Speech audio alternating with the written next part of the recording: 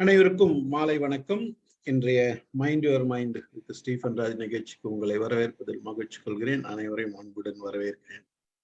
இன்றைக்கு நம்முடைய நிகழ்ச்சி 710வது நிகழ்ச்சி, brain, neuro science and psychology. இதுதான் இன்னைக்கு பேச போறோம். வழக்கம் போல வியாழக்கிழமை ராமு சார் வருவாரு, இன்னைக்கும் வந்திருக்காரு.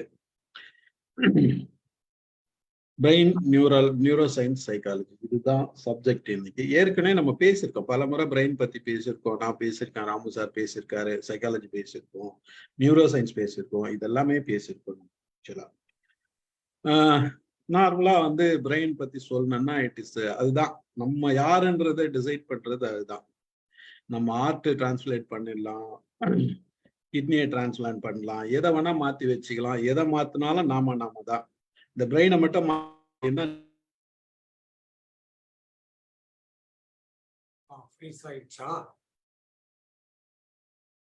இதுல பிரெயின்ல கண்டுபிடிக்க முடியாத நிறைய மிஸ்ட்ரிஸ் இருக்குன்றது, இன்னும் எவ்வளவு கேள்விக்குறி இருக்குதுன்றது நமக்கு யோசிக்க வேண்டிய விஷயங்கள். few minutes முன்னால உங்களுக்கு ஸ்டில் ஆயிடுச்சு சார். ஸ்டில் ஆயிடுச்சா? few seconds. எந்த இடத்துல ஸ்டில் ஆச்சு? கேக்குதா? இப்ப கேக்குதா? கேக்குது. 20 seconds பேசணும் கேட்கல, அவ்வளவுதான். சரி, ஓகே, நோ ப்ராப்ளம். பிரெயின் பத்தி நம்ம நிறைய பேசியிருக்கோம். அந்த பிரெயின்ல நியூரோ சயின்ஸ் நம்ம படிச்சிருக்கோமா அப்படின்னா அதையும் நம்ம பேசியிருக்கோம். நியூரோ சயின்ஸ் பத்தி பேசியிருக்கோம். நானும் சில டிப்ஸ் எல்லாம் நிறைய சொல்லியிருக்கேன். ஒரு அனாட்டமி கிளாஸே வேற எடுத்திருக்கேன் நான். ஆக்சுவலா ஸ்டார்டிங்ல பிரெயின் பத்தி ஒரு அனாட்டமி டோட்டலா எடுத்திருக்கேன். அப்புறம் ராமு சார் பேசியிருக்காரு, இவங்க வசந்தி மேடம் பேசியிருக்காங்க, பலர் பேசியிருக்கோம். நிறைய பிரெயின் பத்தி நிறைய பேசியிருக்கோம். இந்த பிரெயின் மிஸ்டரிஸ், நிறைய மிஸ்டரிஸ் வச்சிருக்க ஒரு பார்ட். இது வரைக்கும் நிறைய கண்டுபிடிக்க வேண்டியது இன்னும் நிறைய இருக்குதுன்றதுதான் நிதர்சனம். இதுல இந்த நமக்கு நான் அப்பப்போ சொல்றதுதான். நான் ஒரு புக் படிச்சிருக்கேன், தி பிரெயின் அப்படின்ட்டு. டேவிட் ஈகிள்மேன் என்ற ஒரு சயின்டிஸ்ட் அவர் அதை பத்தி கண்டுபிடிச்சு நிறைய எழுதியிருக்காரு. பிரெயின் பத்தி நிறைய எழுதியிருக்காரு. அது நியூரோ சயின்ஸ் பத்தி நிறைய எழுதியிருக்காரு. இதுல அவர் சொல்ற ஒரு முக்கியமான செய்தி என்னன்னா, நிறைய இருக்கு. அதை பத்தி தனியா பேசலாம். நான் ஏற்கனவே நிறைய பேசியிருக்கேன். அதை பத்தி இன்னொரு முறை கூட பேசலாம், எப்போ வேணாலும் பேசலாம். நிறைய தெரிஞ்சுக்க வேண்டிய செய்திகள் நிறைய இருக்கு. அதுல ஒரு முக்கியமான செய்தி என்ன சொல்றாருன்னா, நாசா என்ன பண்ணுச்சா, ஒரு ஸ்டேஜ்ல அபல் டெலஸ்கோப், இந்த விண்வெளி ஆராய்ச்சி பண்றதுக்காக அபல் டெலஸ்கோப் விட்டுருந்தாங்க. இப்போ இருக்கிற டெலஸ்கோப் அதோட பன்மடங்கு இது பண்றது ஜேம்ஸ் வெப் டெலஸ்கோப் விட்டுருந்தாங்க.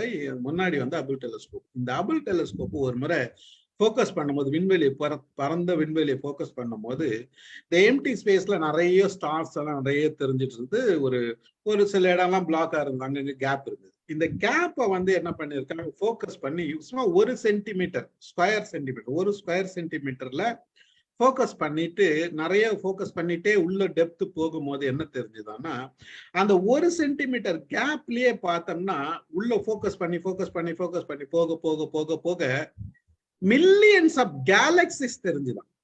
இட் இஸ் நாட் தட் ஒரு பிளானட்டோ 2 ஸ்டாரோ எல்லாம் கிடையாது.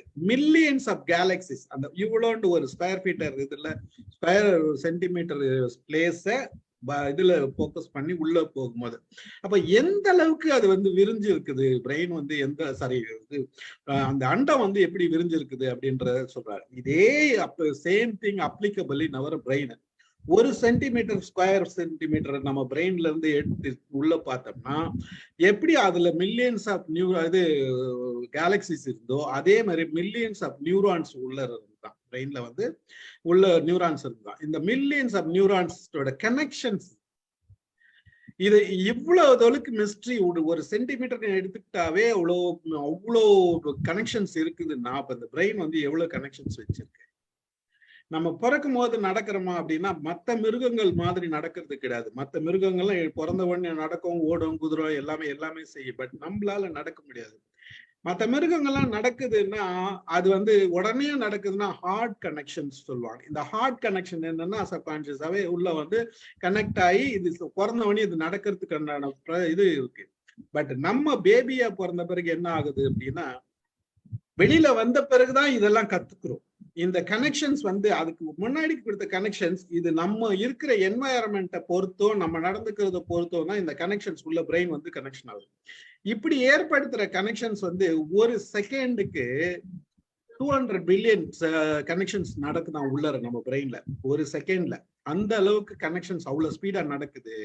அப்போ நம்மளோட growth வந்து அவ்வளவு அளவுக்கு பெருசா விரிவடையுது அப்படின்றது பிரெயினை பத்தி நிறைய சொல்றாரு. ஸோ இப்படி பிரெயின் பத்தி சொல்லும் போது நிறைய செய்திகள் இருக்குது. இந்த செய்திகள்லாம் நான் சொன்னேன்னா அதிகமா போகும் கிளாஸ். ஒரு இன்ட்ரடக்ஷனுக்காக சில விஷயங்களை சொல்றேன். மற்றபடி ராம சார் பேசின பிறகு கொஞ்சம் அடிஷனல் இன்ஃபர்மேஷன் தேவைப்பட்டதுன்னா நான் சொல்றேன், பார்த்துக்கோ. இந்த நேரம் திரு ராமதேவராமா சார். நன்றி நன்றி. வணக்கம். வந்தவர் எல்லோருக்கும் வாழ்த்து, வணக்கம், பாராட்டு. சரியா, டாபிக் பேரு 3 டாபிக் செய்யறோம். ஒன்னு பேரு நியூரோ சயின்ஸ், இன்னொன்னு பிரெயின், இன்னொன்னு வந்து சைக்காலஜி. அப்ப 3 எங்க இருக்குதுன்னா 3 கிட்டத்தட்ட ஒரே இடத்துல தான் இருக்குது, தலைக்குள்ள இருக்குது. பிரெயினும் அங்கதான் இருக்குது, நியூரோ சயின்ஸும் அங்கதான் இருக்குது, சைக்காலஜியும் அங்கதான் இருக்குது. அப்போ மொத்தமே அவ்வளவுதான் ஜியோகிராபிக்கல் லொகேஷன். இல்ல கொஞ்சம் கொஞ்சம் வேரியேஷன்ஸ் இருக்குது. பை அண்ட் லார்ஜ் இது 3 ஒரே லொகேஷன்ல இருந்தாலும் கூட 3 அதே இடத்தை மனிதனை வேறு விதமாக பார்க்கின்றன. டிஸ்டிங்க்ட் ஃபீச்சர்ஸ் சொல்லுவோம். தனிப்பட்ட அது வேற வேற ஆங்கிள் வேற வேற மாதிரி பார்க்குது அப்படின்னு பாக்குறோம். பிரெயின் எப்படி பாக்குது, நியூரோ சயின்ஸ் எப்படி பாக்குது, இல்லைன்னா சைக்காலஜி அதே சுச்சுவேஷன் எப்படி பாக்குது அப்படின்னு பார்க்கலாம். ஸோ நார்மலா எப்பவுமே ஒரு ஆசிரியர் சொல்லி கொடுக்க ஆரம்பிக்கிற போது எது தெரியுமோ அதுல இருந்து ஆரம்பிப்போம், அதுல இருந்து எது தெரியாதோ அதை கனெக்ட் பண்ணி பார்ப்போம் அப்படிம்பாங்க. தெரியாத இடத்துல இருந்து ஆரம்பிச்சா எனக்கு கொஞ்சம் ப்ராப்ளம். அது என்ன ஒண்ணுமே தெரியாது. அப்ப ஐஎம் ராமு அப்படின்னா ஐஎம் ராமு அப்படின்னு சொல்லி கொடுக்கணும்னா முதல்ல நானு ராமு அப்படின்னு தமிழ்ல சொல்லி அந்த ராமுவே வருது. நான் அப்படிங்கிறது ஐ ஆம் அப்படின்னு வரும், யூ ஆர் அப்படின்னு வரும், தே ஆர் அப்படின்னு வரும். அப்படின்னா அதுக்கப்புறமா கூட கொண்டு வந்து சேர்க்கிறோம்.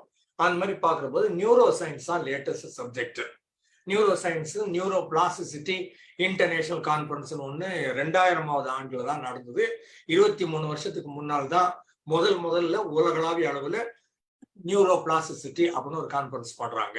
பிளாஸ்டிசிட்டினா நெகிழ்தல் சொல்லுவோம், பிளாஸ்டிக்னு சொல்லும் இல்லையா, பிளெக்சிபிளா இருக்குது அப்படின்னு சொல்லும் இல்லையா. அதனால நியூரோ பிளாஸ்டிசிட்டின்னா மூளை எந்த காலகட்டத்தில் வேண்டுமானாலும் அதை சுத்தி என்ன நடக்குதோ அதை புரிந்து கொண்டு அது ஏற்ற மாதிரி ஏதுவாக தோதுவாக தன்னை தகவமைத்துக் கொள்ளுதல், தன்னை மாற்றி அமைத்துக் கொள்ளுதல், அந்த சூழலுக்கு ஏற்றவாறு மாற்றிக் கொள்ளுதல் சொல்லும் இல்லையா. அந்த மாதிரி அது என்ன பண்ணுதுன்னா எவால்வ் ஆகுது, அடாப்ட் பண்ணிக்குது.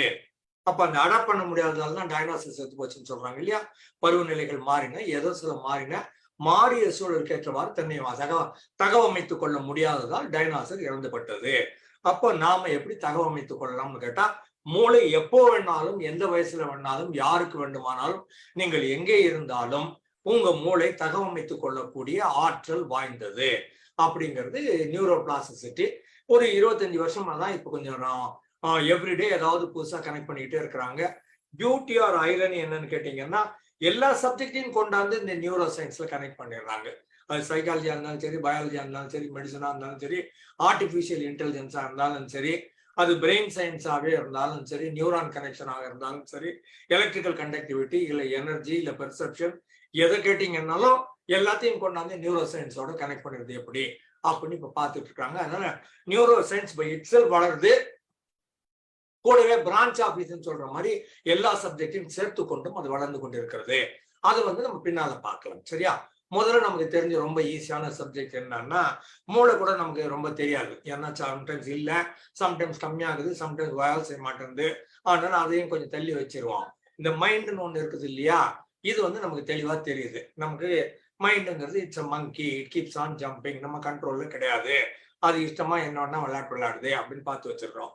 அதனால முதல்ல மைண்ட்ல ஆரம்பிச்சு அதுக்கப்புறமா இந்த மண்டை ஓட்டுக்குள்ள ஒழிச்சு வச்சுக்கிறாங்கல்ல ஏதோ கொஞ்சம் போல, அந்த கிரே மேட்டர் அதை பார்த்துட்டு அதுக்கப்புறமா நியூரோ சயின்ஸ் அப்படின்னு போகலாம். சரியா, முதல்ல மைண்டுன்னு எடுத்தோமானால் இயல்பா நான் சொல்றது மைண்ட் அப்படிங்கிறது மூளையும் மனமும் ஒன்றுதான். மூளை தொட்டு பார்த்தீங்கன்னா அதுக்கு பேர் மூளை. அது பருப்பொருள், அது டச்சபிள், ஃபீலபிள், எக்ஸ்பீரியன்ஸபிள் அப்படின்ற மாதிரி தொட்டோம்னா நமக்கு தெரியுது, ஆமா ஒரு சமாச்சாரம் இருக்குது, இது பேர் தக்காளி, இது பேர் கத்திரிக்காய், இது பேர் மூளை அப்படின்னு நம்மளால தொட்டு பார்க்க முடியும். அது ஹார்ட்வேர் அப்படின்னு சொல்லுவோம். அதே மாதிரி பார்க்கறது கம்ப்யூட்டர் தெரிஞ்சுன்னா இதுக்கு பேர் ஹார்ட்வேர், தொட்டு பார்த்தா இது மானிட்டரு, இதுக்கு பேர் சிபியு அப்படின்னு பேர் வச்சிருக்கிறோம். அதையும் தாண்டி எப்படா இந்த கம்ப்யூட்டர் வேலை பார்க்குது அப்படின்னு கேட்டீங்கன்னா அதுக்கு உள்ள சொல்லுவாங்க ஆப்ரேட்டிங் சிஸ்டம்னு இருக்குது சார். அப்படின்னா என்னன்னா அது ஒரு சாஃப்ட்வேர் சார். அது எங்கேயா இருக்குது, உள்ள இருக்குது, எங்க காட்டுன்னா இந்த இடத்துல உள்ள இருக்குது ஆனா காட்ட முடியாது அப்படின்னு சொல்லுவாங்க. Software is something which cannot say.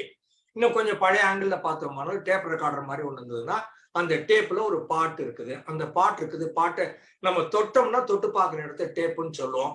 அதுல அந்த பாட்டோட ஒரு சொல் அதுல இருக்குது, இல்ல ஒரு மியூசிக்கல் நோட் அந்த ஏரியால இருக்குது. கையில தொட்டு பார்க்குற இடத்துல அந்த மியூசிக்கல் நோட் இருக்குது. அந்த தொட்டு பார்க்குற இடத்துல இருக்குதுன்னு உங்களால ஃபீல் பண்ண முடியாது. ஆனா பிளே பண்ணீங்கன்னா அந்த இடம் அந்த பாட்டை கொண்டு வரும்.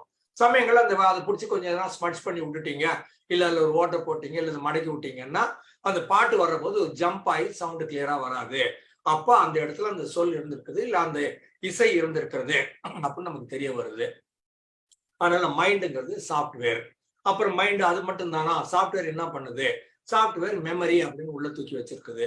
உங்க வாழ்க்கையில நடந்த எல்லாத்தையும் தூக்கி உள்ள வச்சிருக்குது, ரைட்டு. அதுக்கப்புறம்னா அது எக்ஸ்பீரியன்ஸோட சேர்த்து வச்சிருக்குது. ஆமாம், ரைட்டு. இந்த காலகட்டத்தில் இந்த நேரத்தில் இந்த ஆளோடு நான் இந்த மாதிரி இருந்தபோது இந்த மாதிரி ஒன்று ஆனது அப்படின்னு படுவது அது பாசிட்டிவா இருக்கலாம், நெகட்டிவா இருக்கலாம். எக்ஸ்பீரியன்ஸோட வச்சிருக்குது, இமோஷனோடையும் சேர்த்து வச்சிருக்குது. சரி, அதுக்கப்புறம்னா இது ஆழ்மனம்னு ஒண்ணு வச்சிருக்குது, மேல்மனம்னு ஒண்ணு வச்சிருக்குது. மேல்மனம் இப்போதைக்கு விழிப்பு உணர்வு நிலையில வேலை பார்த்துட்டு இருக்குது. ஆழ்மனம் அப்படிங்கிறது ஒரு ஐஸ் கட்டியோட 80 விழுக்காடு தண்ணீருக்குள் மூழ்கி இருக்கிற வெளியில தெரியாத இடம் போல ஆழ்மனம் ஒண்ணு இருக்குது. அது நம்மை வழி நடத்துகிறது. அப்ப ஆழ்மனம் என்ன வச்சிருக்குது? உங்க 5 வயசுக்கு முன்னால் நடந்ததே அது வச்சிருக்குது, ஸ்கூல்ல நடந்ததை வச்சிருக்குது, காலேஜ்ல நடந்தது வச்சிருக்குது, கல்யாணம் கட்டினப்போ அந்த போய் வச்சிருக்குது, குழந்தை பிறந்து வச்சிருக்குது, சண்டை போட்டது வச்சிருந்துருக்குது, பணம் இழந்த போது வச்சிருந்திருக்குது, காதல் தோல்வி வச்சிருக்குது. எல்லாத்தையும் அது இன்டென்ஸ் இமோஷன் பூரா அது ரெக்கார்ட் பண்ணி ஆழ்மனம் வச்சிருக்குது. அப்ப டெய்லி அதோட கான்டாக்ட் பண்ண முடியுமா? அது நம்மளை கான்டாக்ட் பண்ணிட்டு தான் இருக்குது, அது நம்மளை வழி நடத்தி கொண்டுதான் இருக்கிறது. டிரான்சாக்ஷன் அனாலிசிஸ் ஒரு சப்ஜெக்ட்ல சொல்லுவோம், ஸ்கிரிப்ட்னுட்டு. என்னுடைய வாழ்க்கை பாதை இப்படிதான் இருக்க போது நான் ஏற்கனவே எழுதி வச்சுட்டேன். அந்த புத்தகத்தை என்ன அறியாம நான் காலையில எழுந்ததும் ஓபன் பண்ணி புக்ல என்ன எழுதிதுன்னு பார்த்துட்டு அதுக்கேற்ற மாதிரி நான் ஷூட்டிங் பண்றேன். நான் தான் டைரக்டர், நான் தான் ப்ரொடியூசர், நான் தான் ஃபைனான்சியர், நான் தான் ஹீரோ, நான் தான் ஹீரோயின் அப்படின்னு சொல்லிட்டு இருக்கிறோம். அந்த மாதிரி பார்க்கிற போது ஆழ்மனம் எல்லாவற்றையும் ஸ்டோர் பண்ணி வச்சிருக்குது. Intense emotion either positive or negative, experiences, memory, store house எல்லாமும் சேர்த்து அது உள்ளதா இருக்குது. அதை தாண்டி வேற எப்படிலாம் இதை பார்க்க முடியும் அப்படின்னு பார்த்தோம்னால் மனசு இருக்குது, அப்புறம் விழிப்பு உணர்வு நிலை கான்சியஸ் மைண்ட் இருக்குது, ஆழ்மனம் அப்படின்னு இன்னொன்னு இருக்குது. அதுக்கப்புறம் ஸ்டேட்ஸ் ஆஃப் கான்சியஸ்னஸ்ன்னு பல்வேறுபட்ட விழிப்பு உணர்வு நிலைகள் இருக்கின்றன. படிக்கிற போது வேற மாதிரி இருக்குது, பிடிக்காத பாடம் பார்க்கிற போது வேற மாதிரி இருக்குது, பிடிக்கிற மியூசிக் கேட்கிற போது வேற மாதிரி இருக்குது, டான்ஸ் ஆடினா வேற மாதிரி இருக்குது, என்ன ட்ரீம்ஸ்ல வேற மாதிரி இருக்குது, கனவுல வேற மாதிரி, இது தூக்கத்துல வேற மாதிரி இருக்குது, சண்டை போடுற போது வேற மாதிரி இருக்குது, ஃபேண்டசின்னு இமேஜின் பண்ற போது வேற மாதிரி இருக்குது, கிரியேட்டிவா ஒரு சமாச்சாரத்தை பார்க்கிற போது வேற மாதிரி இருக்குது, ப்ராப்ளத்தை சால்வ் பண்ற போது வேற மாதிரி இருக்குது. அப்ப நிறைய ஆல்டர் ஸ்டேட்ஸ் ஆஃப் கான்சியஸ்னஸ் இருக்குது. மது அருந்தினால் வேற ஒண்ணு கிடைக்கும், போதை மருந்து சாப்பிட்டா வேற ஒண்ணு கிடைக்கும், காதல் வயப்பட்டால் வேற ஒண்ணு கிடைக்கும். அப்ப பல்வேறுபட்ட மனநிலைகள் நமக்கு கிடைத்து கொண்டுதான் இருக்கின்றன. வாழ்க்கையில் இயல்பாக அவை பாட்டு வந்து கொண்டுதான் இருக்குது. கேட்டுட்டு பர்மிஷன் கேட்டு அப்பாயின்மெண்ட் பண்ணலாம் வருது இல்ல, அது பாட்டுக்கு வருது, வந்துட்டு போயிட்டே தான் இருக்குது. அப்போ பல்வேறுபட்ட விழிப்பு உணர்வு நிலைகள் இருக்கின்றன ஒண்ணு. அப்புறம் ஆல்டர்ட் ஸ்டேட்ஸ் ஆஃப் கான்சியஸ்னஸ் நீங்களாக விருப்பப்பட்டு நீங்களாக முயற்சிகள் எடுத்து நீங்க இதை voluntarily volitionally all by yourself taking it upon yourself அப்படின்னு சொல்லுவோம். நானாக விருப்பப்பட்டு இஷ்டப்பட்டு ஆசைப்பட்டு நான் எடுத்து போட்டு சில காரியங்கள் செய்யறோம் இல்லையா, அந்த மாதிரி பார்க்கிற போது நான் வேண்டும் என்று என்னுடைய உணர்வு நிலையை நான் மாற்றுகிறேன். எனக்கு போர் அடிக்குதுன்னா ஒரு வேலைக்கு போறேன், ஸ்போர்ட்ஸ்ல இருந்து நான் வேற ஒன்றுக்கு மாறுறேன், இங்க ரொம்ப கஷ்டமா இருக்குன்னா நான் கிரிக்கெட் பார்க்க போறேன், இல்லைன்னா நான் ஊர் சுத்த போறேன், இல்லைன்னா இப்ப ஒரு நாராயணமூர்த்தி சார் சொன்னார் இல்லையா, அவருக்கு கூறுக்குன்னு ஒரு இடத்துக்கு போயிருக்கிறாரு. அவர் ஜாலியா இருக்கிறதுக்கு போனாரா வேலைக்கு போனாரா தெரியாது, ஆனா இடம் பிளசண்டான இடம்னு வச்சுக்கோங்களேன். அந்த மாதிரி altered states of creation consciousness தன்னாலும் நடக்கத்தான் செய்கின்றன. மற்றவங்க பண்ணான்னா ஆல்டர்டுன்னு சொல்லுவோம், இது மாற்றப்பட்டன்னு சொல்லுவோம், நானே பண்ணேன்னா மாறியன்னு சொல்லுவோம். நானே மாற்றிய இல்லது அதுவாக மாறிய மனநிலை அப்படின்ட்டு இன்னொரு ஆல்டர்ட் ஸ்டேட்ஸ் ஆஃப் கான்சியஸ்னஸ் இருக்குது. சென்சேஷன் ஒன்று இருக்குது, 5 சென்ஸ் இருக்குது. 5 சென்ஸ்லயும் நான் கண்ணால் பார்த்து, காதால் கேட்டு, என்னுடைய தோலால் உணர்ந்து, மூக்கால் நுகர்ந்து, வாயால் சுவைத்து பார்த்து நான் அந்த 5 சென்ஸையும் பயன்படுத்தி I am in touch with the world. Input எனக்கு வருது, அவுட்புட் நான் கொடுக்குறேன், ஸ்டிமுலஸ் எனக்கு வருது, ரெஸ்பான்ஸ் நான் கொடுக்குறேன், இல்ல நான் ஸ்டிமுலஸை கிரியேட் பண்றேன், எக்ஸ்டர்னல் சர்க்கம்ஸ்டன்சஸ் எனக்கு ரெஸ்பான்ஸை கொடுக்குது அப்படின்னு பாக்குறோம். சென்சேஷன். அப்புறம் பெர்செப்ஷன் இன்னொன்று இருக்குது. சென்சேஷன் வந்து எல்லாம் ஒண்ணுதான். இப்போ வெயில் அடிக்குது, வெயில் அடிச்சால் மே மாசம் வெயில் அடிக்கும், ஜூன் மாசம் வெயில் அடிக்கும் போயா அப்படின்னு சொல்லிட்டு போயிட்டோம்னா அது ஒரு விதமான பெர்செப்ஷன்.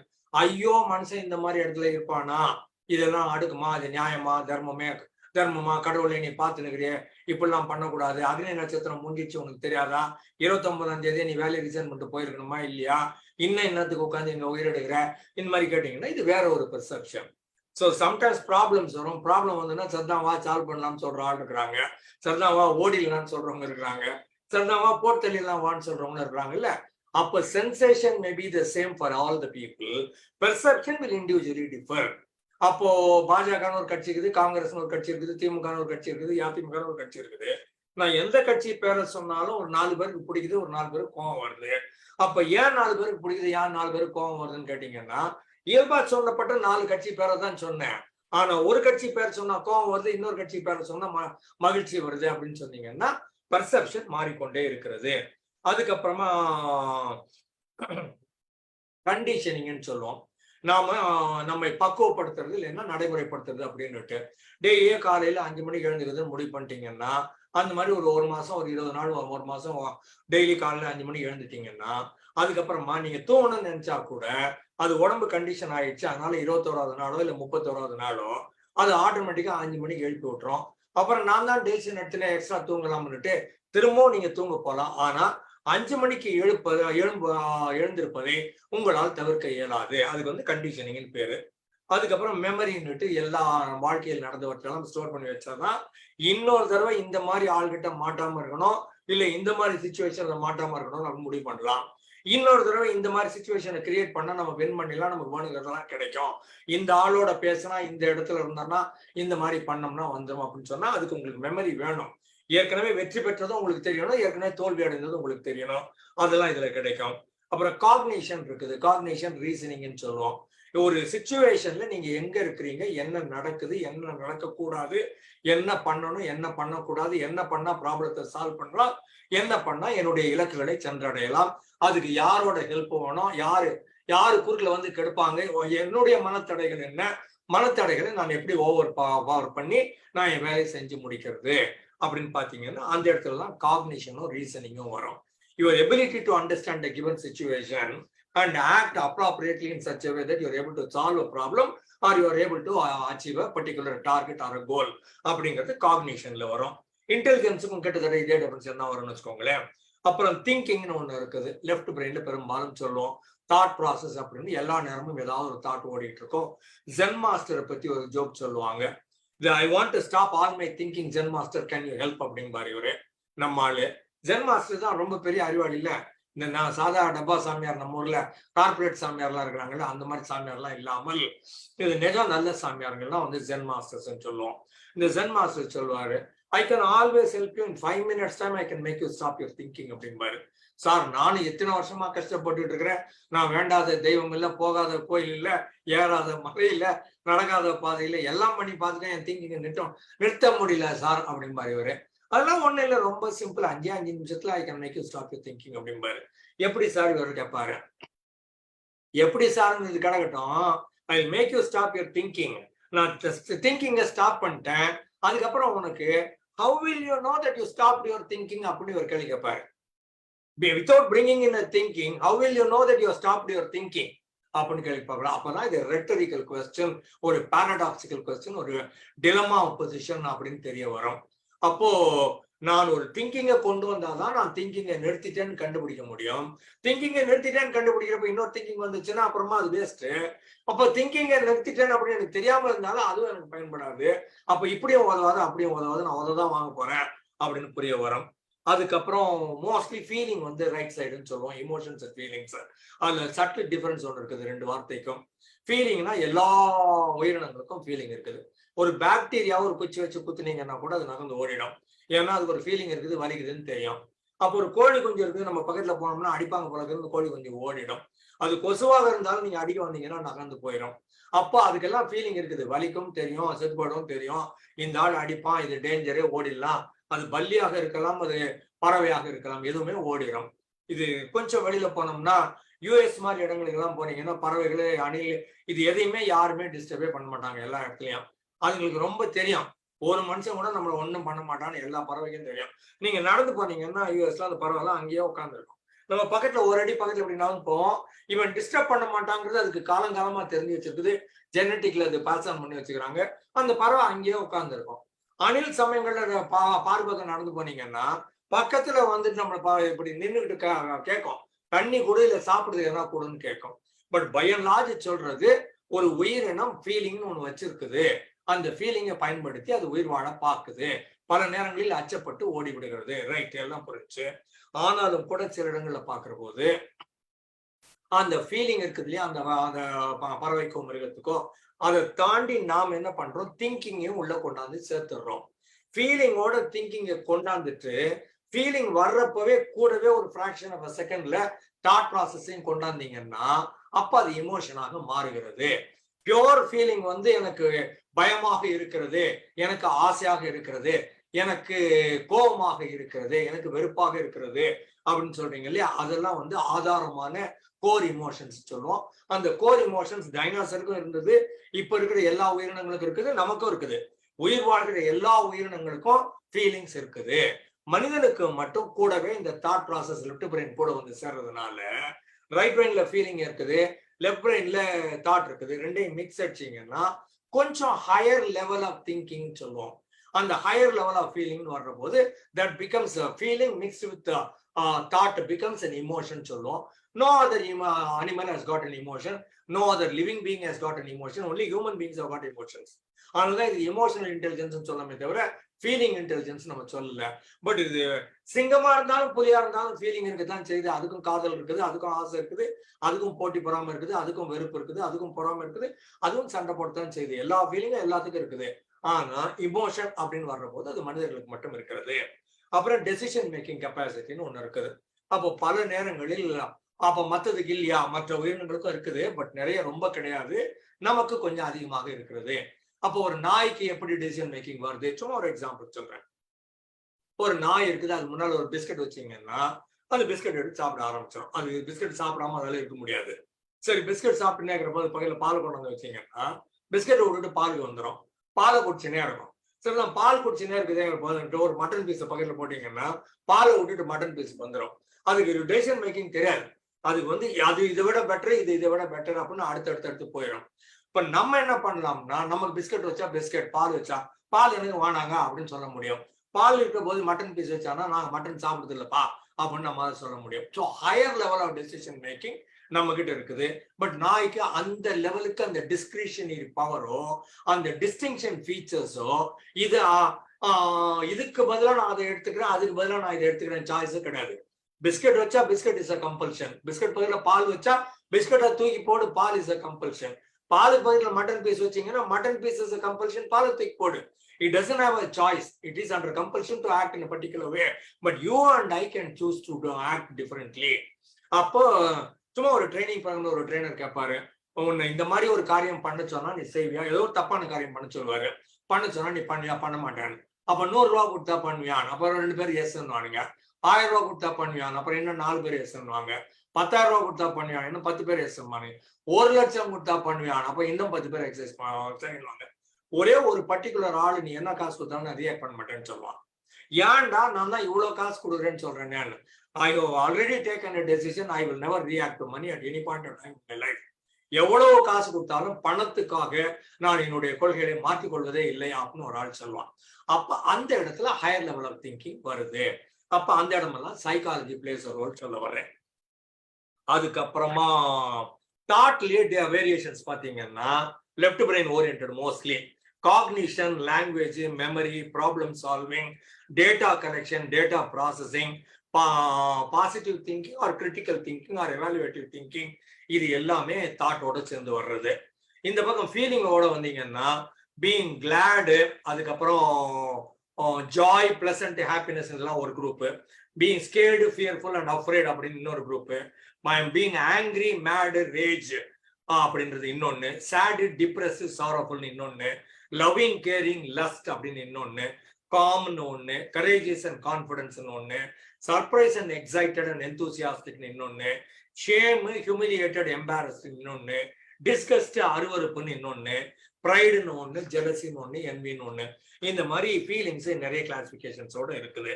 அப்ப அதுவும் சேரணும், தாட்டும் உங்களுக்கு சேரணும். தாட்ல இந்த மாதிரி வேரியேஷன்ஸ் வரணும். அப்புறம் லெஃப்ட் பிரெயின், ரைட் பிரெயின் சொல்றோம் இல்லையா? இப்ப தாட்டு, ஃபீலிங், ஆக்ஷன் மூணும் சேர்த்தாதான் நீங்களும் நானும். உங்ககிட்ட இருந்து தாட் எடுக்க முடியாது, உங்ககிட்ட இருந்து ஃபீலிங் எடுக்க முடியாது, உங்ககிட்ட இருந்து ஆக்ஷன் எடுக்க முடியாது. மூணும் இருந்தே தான் தீரும். தாட்டு ஃபீலிங் இம்பாக்ட் பண்ணும், ஃபீலிங் தாட்டை இம்பாக்ட் பண்ணும், தாட்டு ஃபீலிங் ரெண்டும் சேர்ந்து ஆக்ஷன் இம்பாக்ட் பண்ணும். ஒண்ணு மட்டும் தனியா வேலை செய்யும், இல்ல ஒண்ணு ரெண்டு சேர்ந்து வேலை செய்யும், இல்ல மூணு சேர்ந்து வேலை செய்யும். ஆனா மூணும் சேர்ந்த கலவை தான் நீங்களும் நானும். இதை வந்து காம்பனன்ட்ஸ் ஆஃப் பர்சனாலிட்டி அப்படின்னு சொல்லுவோம். சரியா? இது வரைக்கும் இது இதெல்லாம் மைண்ட் சம்பந்தப்பட்டது. ரைட்டா? மைண்ட் வந்து இப்ப கொஞ்சம் மாறி பிரெயின் ஏரியாவுக்கு வந்தோமானால் திரும்ப மாத்தி வந்துகிட்டே இருப்பேன். ரைட்டா? இப்ப பிரெயின் ஏரியாவுக்கு வந்தோம்னா லெஃப்ட் பிரெயின், ரைட் பிரெயின் சொன்னோம்.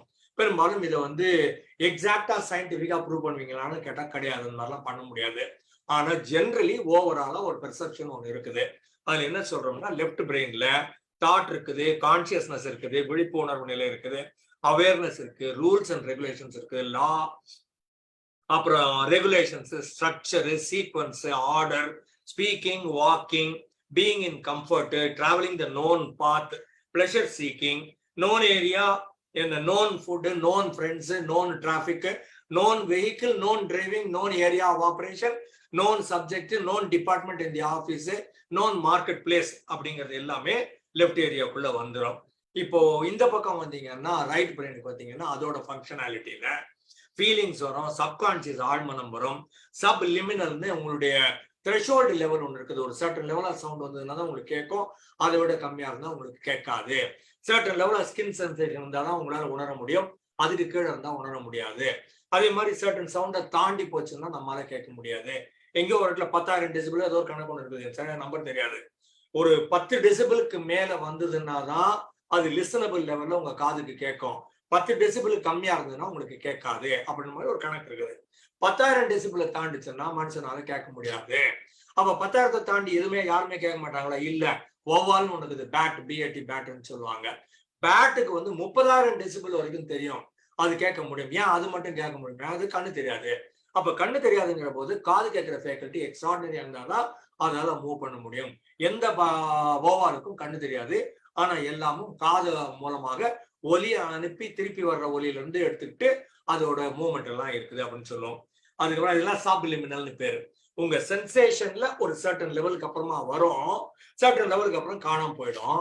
இன்பிட்வீன் ரேஞ்ச் இருக்கு இல்லையா, அந்த ரேஞ்சில் உங்களால பார்க்க முடியும், கேட்க முடியும், உணர முடியும், சாப்பிட முடியும், இல்ல அந்த டேஸ்ட பார்க்க முடியும், நுகர்ந்து பார்க்க முடியும், ஸ்மெல்ல உணர்ந்து பார்க்க முடியும் அப்படிங்கிறது. இந்த பக்கம் போனாலும் முடியாது, அந்த பக்கம் போனாலும் முடியாது. அப்புறம் அங்க வந்து ஸ்பீக்கிங் சொன்னோம், இங்க சிங்கிங் வரும். அங்க வாக்கிங் சொன்னோம், இங்க டான்சிங் வரும். அங்க பிளாக் அண்ட் ஒயிட் சொன்னோம், இங்க கலர்ஸ் வரும். அங்க ஸ்ட்ரக்சர் சொன்னோம், இங்க கிரியேட்டிவிட்டி வரும். அவுட் ஆஃப் த பாக்ஸ்ன்னு சொல்லுவோம், கியூரியாசிட்டின்னு சொல்லுவோம், inquisitive and living on edge, exploring everything, possibility thinking, probability thinking, novel thinking, alternative thinking, new kind of thinking சொல்றது இதெல்லாம்.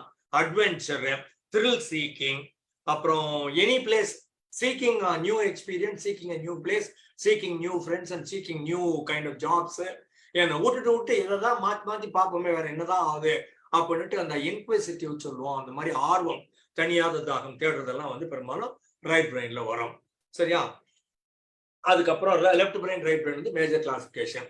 இது லெஃப்ட் பிரெயின், ரைட் பிரெயின்னா நிறைய டாக்டர் கோவம் வந்தது. இது வந்து லெஃப்ட் ஹெமிஸ்பியர் சார், அது ரைட் ஹெமிஸ்பியர் சார், மொத்தமே ஒரே பிரெயின் சார் அப்படிம்பாங்க அவங்க. இது ரெண்டுத்தையும் கார்பஸ் கலோசம் அப்படின்னு ஒண்ணு சேர்க்குது.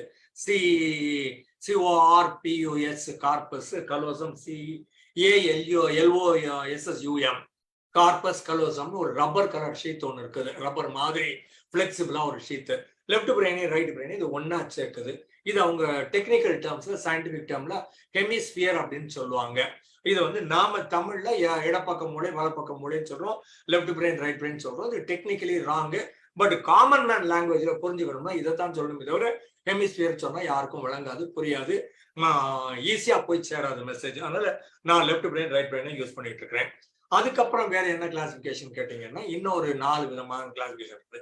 ஒன்னு பேரு டெம்போரல் லோபு, டெம்பிள் சொல்லுவாங்க. இது 2 பொட்டுன்னு சொல்லுவாங்க, இது வந்து டெம்பிள் சொல்லுவாங்க. கோயில் வேற, இது வேற. இது வந்து டெம்பிள், பொட்டுல அரைஞ்சுன்னு சொல்லுவாங்க. இந்த இடத்துல சின்னதா ஒரு ஹோல் கூட இருக்கக்கூடிய வாய்ப்பு இருக்குது. தட்டினோம்னா வலிக்கும், இந்த வரலாறு தட்டினாலே வலிக்கும். இது வந்து பொட்டு. இந்த ஏரியால டெம்போரல் லோபுன்னு ஒண்ணு இருக்குது. இந்த ஏரியால இது வந்து ஸ்கின் டெம்பரேச்சரை பார்க்கும், பெயின் இருந்ததுன்னா பார்க்கும், நேரா நிக்கிறோமா, வளைஞ்சிருக்கிறோமா, தலைகளா இருக்கிறோமா, தண்ணிக்குள்ள இருக்கிறோமா, வானத்துல பறக்கிறோமா, பிளேன் டேக் ஆஃப்ல எப்படி இருக்கிறோம், பிளேன் இறங்குறப்ப எப்படி இருக்கிறோம் அப்படிங்கறது எல்லாத்தையும் பார்க்கறது வந்து இந்த டெம்போரல் லோபு. பரைட்டல் லோபுன்னு இன்னொன்று. இது டெம்போரல் வந்து TEMPORAL, டெம்போரல் லோபு. LOBE லோபுன்னா ஒரு யூனிட்னு அர்த்தம். பரைட்டல் லோபுன்னு ஒன்று இருக்குது, PARIETAL, பரைட்டல் லோபு. இது வந்து என்ன பண்ணும்னா சவுண்டையும் பார்த்துக்கோங்க. இல்ல டெம்போரல் லோபு வந்து skin, sorry I made mistake. Temporal lobe வந்து ஸ்கின்னும் டெம்பரேச்சரும் பார்க்கும். இந்த பரைட்டல் லோப் வந்து சவுண்டை பார்க்கும், ஒலிகள் வாங்கிக்கும், நேரா உடம்பு இருக்குதா இல்லையான்னு. இப்ப நீங்க நானும் நேரா நிக்கிறோம் அப்படிங்கறத காதுதான் கண்டுபிடிச்சு நமக்கு சொல்லுது. நான் வளைஞ்சு நிக்கிறேன், குனிஞ்சு நிக்கிறேன், தலைகளா நிக்கிறேன், இல்ல தண்ணிக்குள்ள டைவர்ட்சிட்டு இருக்கிறேன், இல்ல வானத்துல பறக்கிறேன், இல்ல கீழே இறங்குறேன், அதெல்லாம் வந்து பரைட்டல் லோப் சம்பந்தப்பட்டது, காதோட சம்பந்தப்பட்டது.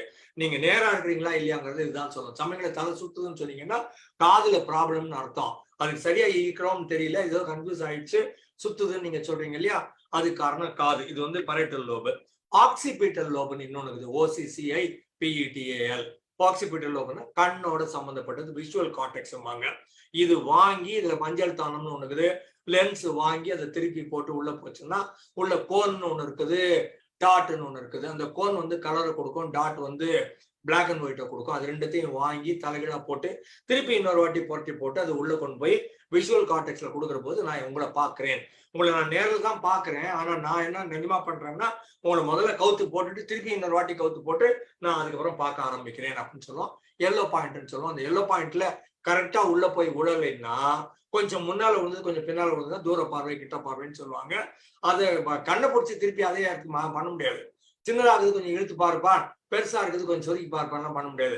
அதனால இன்னொரு லென்ஸை போட்டு அது இந்த எல்லோ பாயிண்ட்ல கரெக்டா போய் விடுற மாதிரி பண்ணோம்னா கரெக்டான பிக்சர் கிடைக்கும். இல்லைன்னா ஹேசி பிக்சர், அப்ஸ்க்யூர் பிக்சர் அப்படின்னு சொல்லுவோம். அந்த சரியில்லாத ஒரு பிக்சர் ஒண்ணு கிடைக்கக்கூடிய வாய்ப்பு இருக்குது. அது ஆக்சிபிட்டல் லோபு. ப்ரீ ஃப்ரான்டல் லோபுன்னு சொல்லுவோம். இது நியோ கார்டெக்ஸ் அப்படின்னு சொல்லுவோம். ப்ரீனா முன்னால, ஃப்ரான்ட்னா முன்னால. இது வந்து நமக்கு மட்டும் இருக்கிற, மற்ற உயிரினங்களுக்கு பெரும்பாலும் இல்லாத, ஏதோ சிம்பான்சி, கொரில்லா, மேன் அப்படின்னு ஒரு சில கொஞ்சம் போல இருக்கும், பட் மனுஷனுக்கு நிறைய இருக்குது. ப்ரீ ஃப்ரான்டல் லோபுன்னு பேரு. இந்த ஏரியா வந்து cognition, reasoning, intelligence, decision making எல்லாத்துக்கும் இதுதான் உதவுது. வாங்குற இன்ஃபர்மேஷனை பூரா இங்க வச்சு டேட்டா கலெக்ஷன் பண்ணி, டேட்டாவை ப்ராசஸ் பண்ணி, டேட்டாவை ரீஅரேஞ்ச் பண்ணி, டேட்டாவை மேனிப்புலேட் பண்ணி, டேட்டால இருந்து என்ன டெசிஷன் எடுக்கலாம்னு சொல்லி அப்புறம் இம்ப்ளிமெண்ட் பண்ணி சரியான ட்ராக்ல இருக்குதான்னு பார்த்துட்டு இல்லைன்னா மாத்தி போடு அப்படின்னு அதுவே தான் சொல்லும். எல்லா வேலையும் இந்த ப்ரீ ஃப்ரான்டல் லோப் பண்ணுது. மற்ற உயிரினங்களுக்கு இல்லாத நமக்கு மட்டும் இருக்கிற மிக சிறப்பான ஏரியா எதுன்னு கேட்டீங்கன்னா இந்த neocortex, NEOCORTEX. Neocortex prefrontal lobe, PREFRONTAL, frontal lobe, LOBE. இது வந்து புது ஏரியா. இது என்ன பண்ணுதுன்னு கேட்டீங்கன்னா உங்க அப்பா அம்மா ஜெனட்டிக் மெட்டீரியல்ல ஒரு சிலது உங்களுக்கு கொடுத்துருக்குறாங்க. இதுதான் உன் ஹைட்டு, இதுதான் உன் கலரு, இதுதான் உன் மூக்கு, இதுதான் உன் கண் பார்வை, 40 வயசுல உனக்கு டயபிட்டிஸ் வரும், நீ இவ்வளவு குண்டா இருப்ப, இல்லைன்னா ஒல்லியா இருப்ப, இல்லைன்னா ஒலி உச்சி மாதிரி உயரமா நீளமா இருப்ப அப்படிங்கிறது எல்லாத்தையும் அது ஏற்கனவே ஜெனட்டிக் மெட்டீரியல்ஸ் அதை முடிவு பண்ணி வச்சிருக்குது. அதை நீங்க ரொம்ப கையை தான் வைக்க முடியாது. அது ஜெனட்டிக் மெட்டீரியல் மேபி 20% ஒர்க் பண்ணுதுன்னு நினைக்கிறோம். இப்போதைக்கு 80% நம்ம என்வாயன்மெண்ட்ல மாத்தலாம்னு நினைக்கிறதுனால தான் எல்லா உலகம் புற பிள்ளைகளை நம்ம பள்ளிக்கூடத்துக்கு அனுப்புறோம், காலேஜுக்கு அனுப்புறோம், எக்ஸ்பீரியன்ஸ்ன்னு சொல்றோம், ஆபீஸ்ல வேலை பார்க்குறோம், புது புது டெசிஷன் எடுக்கிறோம். இதெல்லாம் வரணும்னா இதுக்கு இன்ஃபர்மேஷன் வரணும். அப்ப எத்தனை நாள் சார் வரணும்? கிட்டத்தட்ட 20 வருஷத்துக்கு இது இன்ஃபர்மேஷனை வாங்கி வாங்கி வாங்கி சேர்த்துக்கிட்டே இருக்கும். அப்போ பிறந்த குழந்தையில இருந்து 20 வருஷம் வரைக்கும் கேட்குது. அது இன்னத்துக்கு 20 வருஷம், அதுக்கு 40 வருஷம் கேட்கக்கூடாதா? இல்ல 20 வருஷத்துல ஒரு சர்டன் லெவல்ல அது சேச்சுரேட் ஆயிடுச்சு, போதும்பா இதை வச்சு நம்ம உயிர் வாழ்ந்துடலாம் அப்படின்னு முடிவு பண்ணுது. அப்ப 20 வருஷத்துக்கு எப்படி மெசேஜ் ஏத்துறோம்? கிடைக்கிற எல்லா எக்ஸ்பீரியன்ஸும் அது உள்ள ஏத்திடுறோம். அம்மா என்ன பண்ணாங்க, அப்பா என்ன பண்ணாங்க, அண்ணன் அக்கா என்ன பண்ணாங்க, தம்பி தங்க என்ன பண்ணாங்க, பக்கத்து வீட்டு எதிர் வீட்டு பசங்க என்ன பண்ணாங்க, பள்ளிக்கூடத்துல என்ன ஆச்சு, காலேஜ்ல என்ன ஆச்சு, வாத்தியார் என்ன பண்ணாரு, எது பிடிக்குது எது பிடிக்கல எல்லா டேட்டா வாங்கிட்டு உட்காந்துக்கிறோம். என்ன பண்ணா பசங்க விளையாட்டுல சேர்த்துக்குவானுங்க, என்ன பண்ணா பசங்க நம்மள சேர்க்க மாட்டானுங்க அப்படிங்கிற மாதிரி எல்லா ஓவர்த்தையும் கலெக்ட் பண்ணி 20 வருஷம் டேட்டா சேர்க்குறீங்க ஸ்கூல்ல. அதான் உங்களுக்கு +2 வரைக்கும் இன்டர்நேஷனலா பாத்தீங்கன்னா ஒரு சர்டன் லெவல் இது வரைக்கும் இந்த மாதிரி இன்ஃபர்மேஷன் கொடுத்தாக வேண்டும் அப்படிங்கிற மாதிரி இன்டர்நேஷனல் கரிக்குலம் ஒன்று சொல்லுது +2 வர்ற போது. அதுக்கப்புறம் காலேஜ்ல ஒரு சர்டன் ஏரியா செலக்ட் பண்ணி இவ்வளவும் படிச்சாகணும். அடிப்படையில ஏதாவது ஒரு BA level degree, BSc level degree, BCom level degree மாதிரி ஏதாவது ஒன்று வாங்கியே ஆகணும் அப்படின்னு சொல்றாங்க. அதுக்கப்புறமா நீ என்ன வேணா பிரான்ச் ஆஃப் பண்ணி நீ ஸ்பெஷலைஸ் பண்ணி இல்லைன்னா ஆபீஸுக்கு போ. அந்த 20 வருஷத்துல நீங்க டேட்டா கலெக்ட் பண்றது எதுக்காகன்னு கேட்டீங்கன்னா, உங்க அப்பா அம்மா உனக்கு கொடுத்தது பத்தாது. உங்க அப்பா அம்மா அவங்க 25-30 வருஷத்துக்கு முன்னால வச்சிருந்த டேட்டா கொடுத்தாங்க. அதுதான் அவங்களால டிரான்ஸ்ஃபர் பண்ண முடியும். புதுசா அவங்களால கத்துக்கிட்டதை உங்களுக்கு டிரான்ஸ்ஃபர் பண்ண முடியாது. அப்பா அம்மா செக்ஷுவல் ரிலேஷன்ஷிப்ல அன்னைக்கு தெரியும் அவங்க கையில என்ன இருந்ததோ அந்த DNA, அந்த குரோமோசோம், அந்த ஜெனட்டிக் மெட்டீரியல், அந்த கனெக்ஷன்ஸ் நமக்கு ஹேண்ட் ஓவர் பண்ணிருக்கிறாங்க. அப்ப அது பத்தாது. அவங்க 25 வருஷத்துக்கு முன்னால பிறந்து அவங்க கலெக்ட் பண்ண டேட்டாவை கொண்டாந்து என் கையில கொடுத்தா நான் இன்னைக்கு உயிர் வாழ்றது, இது இன்ஃபர்மேஷன் டெக்னாலஜி, உலகம் மாறினே இருக்குது, உங்களுக்கு தெரியாதான்னு சொல்லுவீங்க இல்லையா? அப்ப என்ன பண்ணணும்னா 20 வருஷத்துக்கு நீ டேட்டா கலெக்ட் பண்ணிக்கோ. டேட்டா கலெக்ட் பண்றதோட நோக்கம் என்னன்னு கேட்டீங்கன்னா, அப்பா அம்மா கொடுத்தது பத்தாது, அதை வச்சு குடும்பம் நடத்த முடியாது, ஜல்லி அடிக்க முடியாது. மரியாதையா எக்ஸ்ட்ரா 20 வருஷம் கத்துக்கிட்டு வெளியில வா. ஜெனட்டிக் மெட்டீரியலை நீ அப்டேட் பண்ணி வெளியில வா. நீயா உன் எக்ஸ்பீரியன்ஸை கலெக்ட் பண்ணிக்கோ, நீயா உன் டெசிஷன் மேக்கிங், நீயா உன் டேட்டா கலெக்ட் பண்ணி வச்சுக்கோ. உன் ஃபீலிங், உன் எக்ஸ்பீரியன்ஸ், உன் இமோஷன், உன் லைஃப் நீயே முடிவு பண்ணு அப்படின்னு. 20க்கு அப்புறமா என்ன பண்ணலாம்? 20க்கு அப்புறம் ஒரு ஆபீஸுக்கு போய் வேலை செய்யலாம். அப்புறம் என்ன? 20க்கு அப்புறம் நான் கல்யாணம் கட்டிக்கலாம். அப்புறம் என்ன? 20க்கு அப்புறம் நான் பிள்ளை பெற்றுக்கலாம். அப்புறம் என்ன? 20 வருஷத்துக்கு அப்புறம் இந்த நாட்டை யார் ஆளுன்றதுக்கு நான் போய் ஒரு ஓட்டு போடலாம். அது 20க்கு முன்னால் கொடுக்க மாட்டோம். ஏன்னா பத்தாது, உனக்கு டேட்டா பத்தாது. ஜென்ரலா 19ல அதுக்கு அடல்ட்னு பேர் வச்சிடும். அடல்ட் இல்ல, அந்த அடல்ட் எப்ப ஆவீங்கன்னு கேட்டீங்கன்னா 20 வருஷம் உங்க ப்ரீஃப்ரான்டல் லோப் டேட்டா கலெக்ட் பண்ணுச்சுன்னா உங்களுக்கு அடல்ட்னு பேரு. நீங்க அதுல டேட்டா கலெக்ட் பண்ணாம விட்டீங்கன்னா நீங்க பாக்குறதுக்கு அடல்ட்டாக இருந்தாலும் கூட உங்களால ஃபங்க்ஷன் பண்ண முடியாது. ஆக லெஃப்ட் பிரெயின் இருக்குது, ரைட் பிரெயின் இருக்குது, சரியா? அதுக்கப்புறம் இங்க வந்தோம்னா டெம்போரல் லோபு ஸ்கின்னோட சம்மந்தப்பட்டது, பெயினோட சம்மந்தப்பட்டது. பரேட்டல் லோபன் இருக்குது, சவுண்டோட சம்மந்தப்பட்டது, பேலன்ஸோட சம்மந்தப்பட்டது. அப்புறம் ஆக்சிபிட்டல் லோபன் இருக்குது, ஐசைட்டோட சம்மந்தப்பட்டது, விஷன். ப்ரீஃப்ரான்டல் லோபன் இருக்குது, இன்டெலெக்ட், ரீசனிங், காக்னிஷன், அப்போ டேட்டா அப்படிங்கிற மாதிரி அந்த ஏரியாவுக்கு இது கலெக்ட் பண்ணது 4ம் சேர்ந்தது. இதையும் தாண்டி இன்னொரு ஏரியா வந்தோம்னால் உள்ளுக்குள்ள புரோகாஸ் பிரெயின் ஒண்ணு இருக்குது. புரோக்கா, சார்ல்ஸ் புரோக்கான்னு நினைக்கிற ஒரு பேர், BROCA. அவர் ஒரு சர்டன் ஏரியால ரிசர்ச் பண்ணி பிரெயின்ல இந்த ஏரியா அஃபெக்ட் ஆச்சுன்னா உங்களால ஒழுங்கா பேச முடியாது அப்படின்னு கண்டுபிடிக்கிறாரு.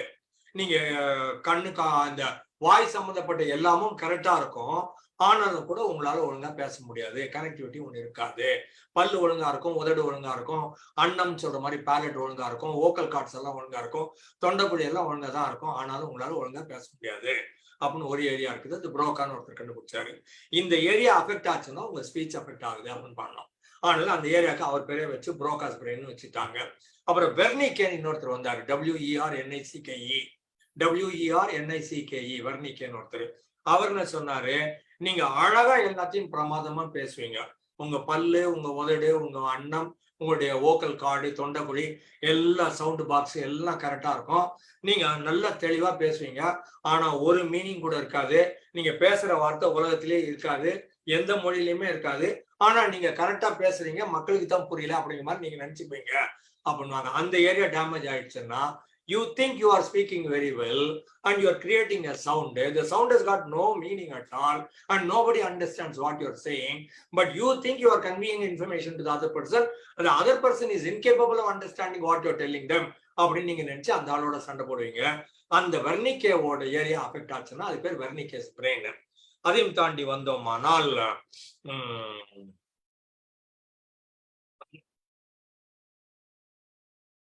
பிரெயின்லயே இந்த 4 ஹார்மோன்ஸ் இருக்குது, 4 செக்ரீஷன்ஸ். ஒன்னு பேரு டோபாமைன், இன்னொன்னு பேரு ஆக்சிடோசின், இன்னொன்னு பேரு செரோட்டோனின், இன்னொரு பேரு என்டார்பின். DOSC முதல் எழுத்தை வச்சு போடுவோம். டோபாமைன் அப்படின்னு ஒண்ணு இருக்குது. அப்புறம் டோபாமைன்ல இருந்து ஆக்சிடோசின் ஒண்ணு வருது, ஆக்சிடோசின்ல இருந்து செரோட்டோனின் ஒண்ணு, என்டார்பின் ஒண்ணு. இது 4ம் கொஞ்சம் வேலை பார்க்குது. அதுக்கப்புறம்னா அதுக்கப்புறம் சின்ன சின்னதா நிறைய கிளாண்ட்ஸ் இருக்குது, குட்டி குட்டியா. இது பட்டாணி சைஸ்ல, பிட்டு சைஸ்ல எல்லாம் நிறைய இருக்குது. ஹிப்போ கேம்பஸ் ஒன்று இருக்குது, தாலமஸ் ஒன்று இருக்குது, ஹைப்போ தாலமஸ் ஒன்று இருக்குது, பிட்யூட்ரின்னு ஒன்று இருக்குது, பீனியல் கிளாண்ட் ஒன்று இருக்குது, அமிக்டாலா அப்படின்னு ஒன்று இருக்குது. இந்த மாதிரி ஏராளமான கிளாண்டு உள்ளுக்குள்ள இருக்குது. கொஞ்சம் வெளியில வந்தீங்கன்னா இதோட கனெக்டிவிட்டி தைராய்டு ஒன்று இருக்குது, கொனார்ட்ஸ்ன்னு சொல்லுவோம், டெஸ்டாஸ்டரோன் ஒன்று, ஈஸ்ட்ரோஜன் அண்ட் ப்ரோஜெஸ்டரோன் ஒன்று. ஈஸ்ட்ரோஜன் அண்ட் ப்ரோஜெஸ்டரோன் பெண்கள் சம்பந்தப்பட்டது, டெஸ்டாஸ்டரோன்ங்கிறது ஆண்மை சம்பந்தப்பட்டது. செகண்டரி கேரக்டரிஸ்டிக்ஸ் சொல்லுவாங்க இல்லையா, ஆணோட தோல் கொஞ்சம் அகலமா இருக்கும், ஆணோட குரல் கொஞ்சம் உடையும், ஆணுக்கு கொஞ்சம் மீசை இருக்கும். அப்ப பெண்ணுக்கு மென்சஸ்ன்னு ஒண்ணு வரும், அது ஓவரி ரெகுலரா ஒவ்வொரு மாசமும் ஒரு ஓவம்னு ஒரு கருமுட்டையை உருவாக்கிட்டு இருக்கோம். அந்த பெண் தன்மை இருக்கும். அது குழந்தை பிறந்துச்சுன்னா பால் கொடுக்க வேண்டி இருக்கும். அந்த யூட்ரஸ்குள்ள அந்த ஸ்பெர்ம் கிடைச்சதுன்னா அது உடனே அதை பிடிச்சி கிரியேட் பண்ணி அது குழந்தையா மாத்திரும். அந்த ஓவம் ஸ்பெர்ம் கிடைச்ச உடனே அதை ஜைகோட் ஆக்கி குழந்தையா மாத்திரும். இதெல்லாம் வந்து செகண்டரி கேரக்டரிஸ்டிக் சொல்லுவோம். இருக்கிற அப்பேரட்டஸ் பிரைமரி, பிரெஸ்ட் இருக்கிறதோ இல்ல ஓவரி இருக்கிறதோ இல்ல யூட்ரஸ் இருக்கிறதோ இதெல்லாம் வந்து பிரைமரின்னு சொல்லுவோம். ஆணுக்கு இந்த மாதிரி டெஸ்டிஸ்ன்னு சொல்றதும் பீனிஸ்ன்னு சொல்றதும் இதெல்லாம் வந்து அவனுக்கு பிரைமரி. பட் இது என்ன ஆக்ஷன் எல்லாம் பண்ணுதுங்கிறதுலாம் செகண்டரி வரும். ஸோ இதெல்லாம் இந்த மாதிரி இதெல்லாம் வந்து ரெகுலேட் பண்றது உள்ள இருக்கிற மாஸ்டர் கிளாண்டு பிட்யூட்டரின்னு சொல்லுவோம். பட்டாணி சைஸ்ன்னு சொல்லுவாங்க. இந்த பச்சை கலர் பட்டாணி ஒன்று துளியோண்டு இருக்குது இல்லையா, இந்த சொண்டக்காய் சைஸ் ஒண்ணு, அந்த பட்டாணி சைஸ் இருக்கிற சமாச்சாரம் அந்த பிட்யூட்டரி கிளாண்டுங்கிறது. இது மாஸ்டர் கிளாண்டுன்னு மற்ற எல்லா கிளாண்டையும் இது ரெகுலேட் பண்ணிட்டு இருக்கோம். பிட்யூட்டரியில ப்ராப்ளம் வந்துச்சுன்னா மற்ற கிளாண்ட்ஸ் எல்லாம் ப்ராப்ளம் வரும். மற்ற ப்ராப்ளம் இருந்ததுன்னா ஒட்டு மொத்தமா உடம்புலையும் மனசுலையும் ஆக்ஷன்லையும் எல்லா இடங்களையும் ப்ராப்ளம் வந்துடும். ஸோ அந்த மாதிரி நிறைய கிளாண்ட்ஸ் உள்ள இருக்குது. அதே மாதிரி ஹார்மோன்ஸ் நிறைய இருக்குது. டென்ஷன் ஒன்று வந்துச்சுன்னா உடனே இங்க கிட்னிக்கு பக்கத்துல அட்ரினல் அப்படின்னு ஒன்று இருக்குது. அட்ரினல்ல கார்டிசால் அப்படின்னு ஒன்று சுரக்கும். முதல்ல அதை கார்டிகாய்ட்ஸ்ன்னு சொல்லுவாங்க, கார்டிகோஸ்டீராய்ட்ஸ்ன்னு சொல்லுவாங்க. வெளியில இருந்து மருந்து போட்டா கார்டிகோஸ்டீராய்ட்ஸ்ம்பாங்க, கார்டிசால் ஆர் கார்டிகாய்ட்ஸ்ம்பாங்க. CORTI COIDS இல்ல CORTI SOL. Cortisol is a chemical produced by that. அந்த அட்ரினல் என்ன பண்ணும், முதல்ல கார்டிசால் கிரியேட் பண்ணி பார்க்கும். அது ஒர்க் அவுட் ஆகலைன்னா அப்ப அட்ரினல் இன்னொன்னு கிரியேட் பண்ணி பார்க்கும். அப்பதான் உங்களுக்கு படபடப்பு வர்றதோ, உங்க எனர்ஜி வர்றதோ, சண்டை போடுறதோ இல்ல தப்பிச்சு ஓடுறதோ எல்லாம் பண்ணணும்னா உங்களுக்கு அட்ரினல் பம்ப் ஆகணும், கார்டிசால் பம்ப் ஆகணும். அதெல்லாம் முடிஞ்சுன்னா வேலை எல்லாம் ஆச்சு சமாளிச்சிட்டோம் அப்படின்னு சொன்னோம்னா திருப்பி எல்லாத்தையும் நார்மல் ஸ்டேட்டு கொண்டு வரணும். அந்த ஏரியால 2 ஏரியா ஒர்க் பண்ணணும். ஒன்னு பேர் சிம்பத்தட்டிக் நர்வஸ் சிஸ்டம், இன்னொன்னு பேர் parasympathetic nervous system. Sympathetic nervous system எப்பெல்லாம் ப்ராப்ளம் வருதோ அப்பப்போ உடனே உங்களை கோப்பிங் ஸ்ட்ராட்டஜி அப்படின்னு கொண்டாந்து விடும். அது கார்டிசால கொண்டாந்து விடும், அட்ரினல கொண்டாந்து விடும், ஆக்ஷன்ல கொண்டாந்து விடும், பிளட் வெசல்ஸை மாத்தும், டைஜஷனை பிடிச்சி நிறுத்திடும். ஏன்னா இப்போ உங்க கையில ப்ராப்ளம், எதிரில் சிங்கம் இருக்குது, இல்லை யாரோ ஒரு ஆள் அடிக்க போறான், இல்லைன்னா பஸ் ஒன்று வருது, ட்ரக் ஒன்று வருது, ஏன்னா அந்த மாதிரி சுச்சுவேஷன் இருக்கிற போது இப்போ டைஜஷன் இம்பார்ட்டன்ட் ஏரியாங்கள டைஜஷன் நிறுத்திடும். முகத்தை வெளுத்து போயிடும் சொல்லுவாங்க பயத்துல அச்சத்துல. முகத்துக்கும் உங்களுக்கு பிளட் சப்ளை தேவையில்லை. இப்போ பைசெப்ஸுக்கு சப்ளை இன்க்ரீஸ் ஆகிடும். இது 4 ஹேண்ட்ஸுக்கும் பிளட் சப்ளை இன்க்ரீஸ் ஆகிடும். ஏன்னா அப்பதான் சண்டை போட முடியும். அப்போ தை மசில்ஸுக்கும் காப் மசில்ஸுக்கும் பிளட் சப்ளை இன்க்ரீஸ் ஆகிடும். அப்பதான் நீங்க அந்த இடத்த விட்டு தப்பிச்சு ஓட முடியும். ஸோ ஒன்று ஃபைட் ரெஸ்பான்ஸ் இல்லைன்னா ஃபிளைட் ரெஸ்பான்ஸும்பாங்க. இன்னொன்று வந்து ரைட் ரெஸ்பான்ஸ்னு ஒன்று இருக்குது, இன்னொன்று வந்து ஃப்ரைட் ரெஸ்பான்ஸ்னு ஒன்று இருக்குது. FRIGHTனா பயந்து போய் 1 நிமிடம் திக்கு முக்காடி போய் என்ன செய்வதுன்னு தெரியாமல் திகைத்து போய் நின்றேன், மை ஹார்ட் ஸ்கிப்ட் பீட்டும்பாங்க, அதுக்கு பேர் ஃப்ரைட் ரெஸ்பான்ஸ். போய் ஏறி அட்ரா பார்த்துடலாம் அப்படின்னு சொன்னீங்கன்னா அதுக்கு பேர் ஃபைட் ரெஸ்பான்ஸ். வேலைக்கு ஆகாது ஓடிடு ஓடிடு ஓடிடு அப்படின்னு சொல்லி சொன்னா ஃபிளைட் ரெஸ்பான்ஸ். இந்த 3த்துல ஏதோ ஒன்று ரைட் ரெஸ்பான்ஸா இருக்கும், இல்லை காம்பினேஷன் ஆஃப் 2 ரைட் ரெஸ்பான்ஸா இருக்கும், இல்லை ஆல் த 3 போட்டுக்கிறது ரைட் ரெஸ்பான்ஸா இருக்கும். அதனால fight response, flight response, fried response, right response, 4 response சொல்லுவாங்க. ஸோ அதெல்லாம் கிரியேட் பண்றது சிம்பத்தட்டிக் நர்வஸ் சிஸ்டம். ப்ராப்ளத்தை சால்வ் பண்ணி முடிச்சிட்டீங்கன்னு வச்சுங்களேன், அப்ப என்ன பண்ணும், பாராசிம்பத்தட்டிக் நர்வஸ் சிஸ்டம்னு ஒன்று உள்ள வந்து எல்லாத்தையும் நார்மலுக்கு கொண்டு வந்துடும். படப்படுப்பு, அப்பா இப்பதான்ப்பா நிம்மதியா இருக்குது, நான் வீட்டுக்குள்ள வந்துட்டேன், ஏசியை போட்டுட்டேன், ஏன்னா அந்த டிராபிக் ஜாம் தாண்டி போயிடுச்சு, அந்த ஆளு திட்டிட்டு போய் சேர்ந்துட்டான் அப்படின்ற மாதிரி வரும்போது பாராசிம்பத்தட்டிக் சிஸ்டம் எல்லாத்தையும் கீழே கொண்டாந்து நார்மலைஸ் பண்ணும். அழுது பிள்ளை தூங்கும்னு சொல்லுவாங்க, கோவப்பட்டதுக்கு அப்புறம் அடங்குவாங்கன்னு சொல்லுவாங்க, தூங்கி எழுந்தா சரியா போயிருன்னு சொல்லுவாங்க இல்லையா. இதெல்லாம் வந்து சிம்பத்தட்டிக் நர்வஸ் சிஸ்டம் ட்ரிகர் பண்ணி ஆக்டிவேட் பண்ணுச்சு, எல்லாத்தையும் மேல தூக்குச்சு. பாராசிம்பத்தட்டிக் நர்வஸ் சிஸ்டம் எல்லாத்தையும் கீழே கொண்டாந்து விட்டுச்சு. ஸோ இதுவும் சேர்ந்தது. இப்ப நர்வஸ் சிஸ்டம் சேர்ந்ததான் நியூரோ சயின்ஸ் வரும். இன்னும் அதுக்குள்ள நான் வரல, சரியா. இதே இன்னொரு ஆங்கிள் பார்த்தோம்னா ஆட்டோனாமிக் நர்வஸ் சிஸ்டம் அப்படின்னு சொல்லுவாங்க, பெரிஃபரல் நர்வஸ் சிஸ்டம் சொல்லுவாங்க. ஆட்டோனாமஸ்னா அதுவே வேலை பார்க்குது. ஆட்டோனா தானாக ஓடுவது, நம்ம ரிக்ஷாங்கிறது தான் அதோட பேரு. நம்ம ஆட்டோ ரிக்ஷான்னு பேர் மொத்தமா வச்சு அந்த ரிக்ஷாவை கைட்டி போட்டு ஆட்டோன்னு சொல்லிடுறோம். ஆட்டோன்னா தானாக இயங்குவது, அதுக்கு பேரு ஆட்டோமேட்டிக் அப்படின்னு அர்த்தம். ஆட்டோ பயோகிராஃபினா என்னுடைய பயோகிராஃபி, நானாக அப்படின்னு அர்த்தம். எதுவுமே ஆட்டோன்னு சொன்னோம்னா நானாக. அப்ப அந்த ஆட்டோனாமிக் நர்வஸ் சிஸ்டம் சொல்ற போது தானாக இயங்குவது, அது எதுன்னு கேட்டீங்கன்னா பெரும்பாலும் நம்ம மக்கள் சொல்றது ஒன்னு ஹார்ட் சார், இன்னொன்னு லங்ஸ் சார்னாங்க.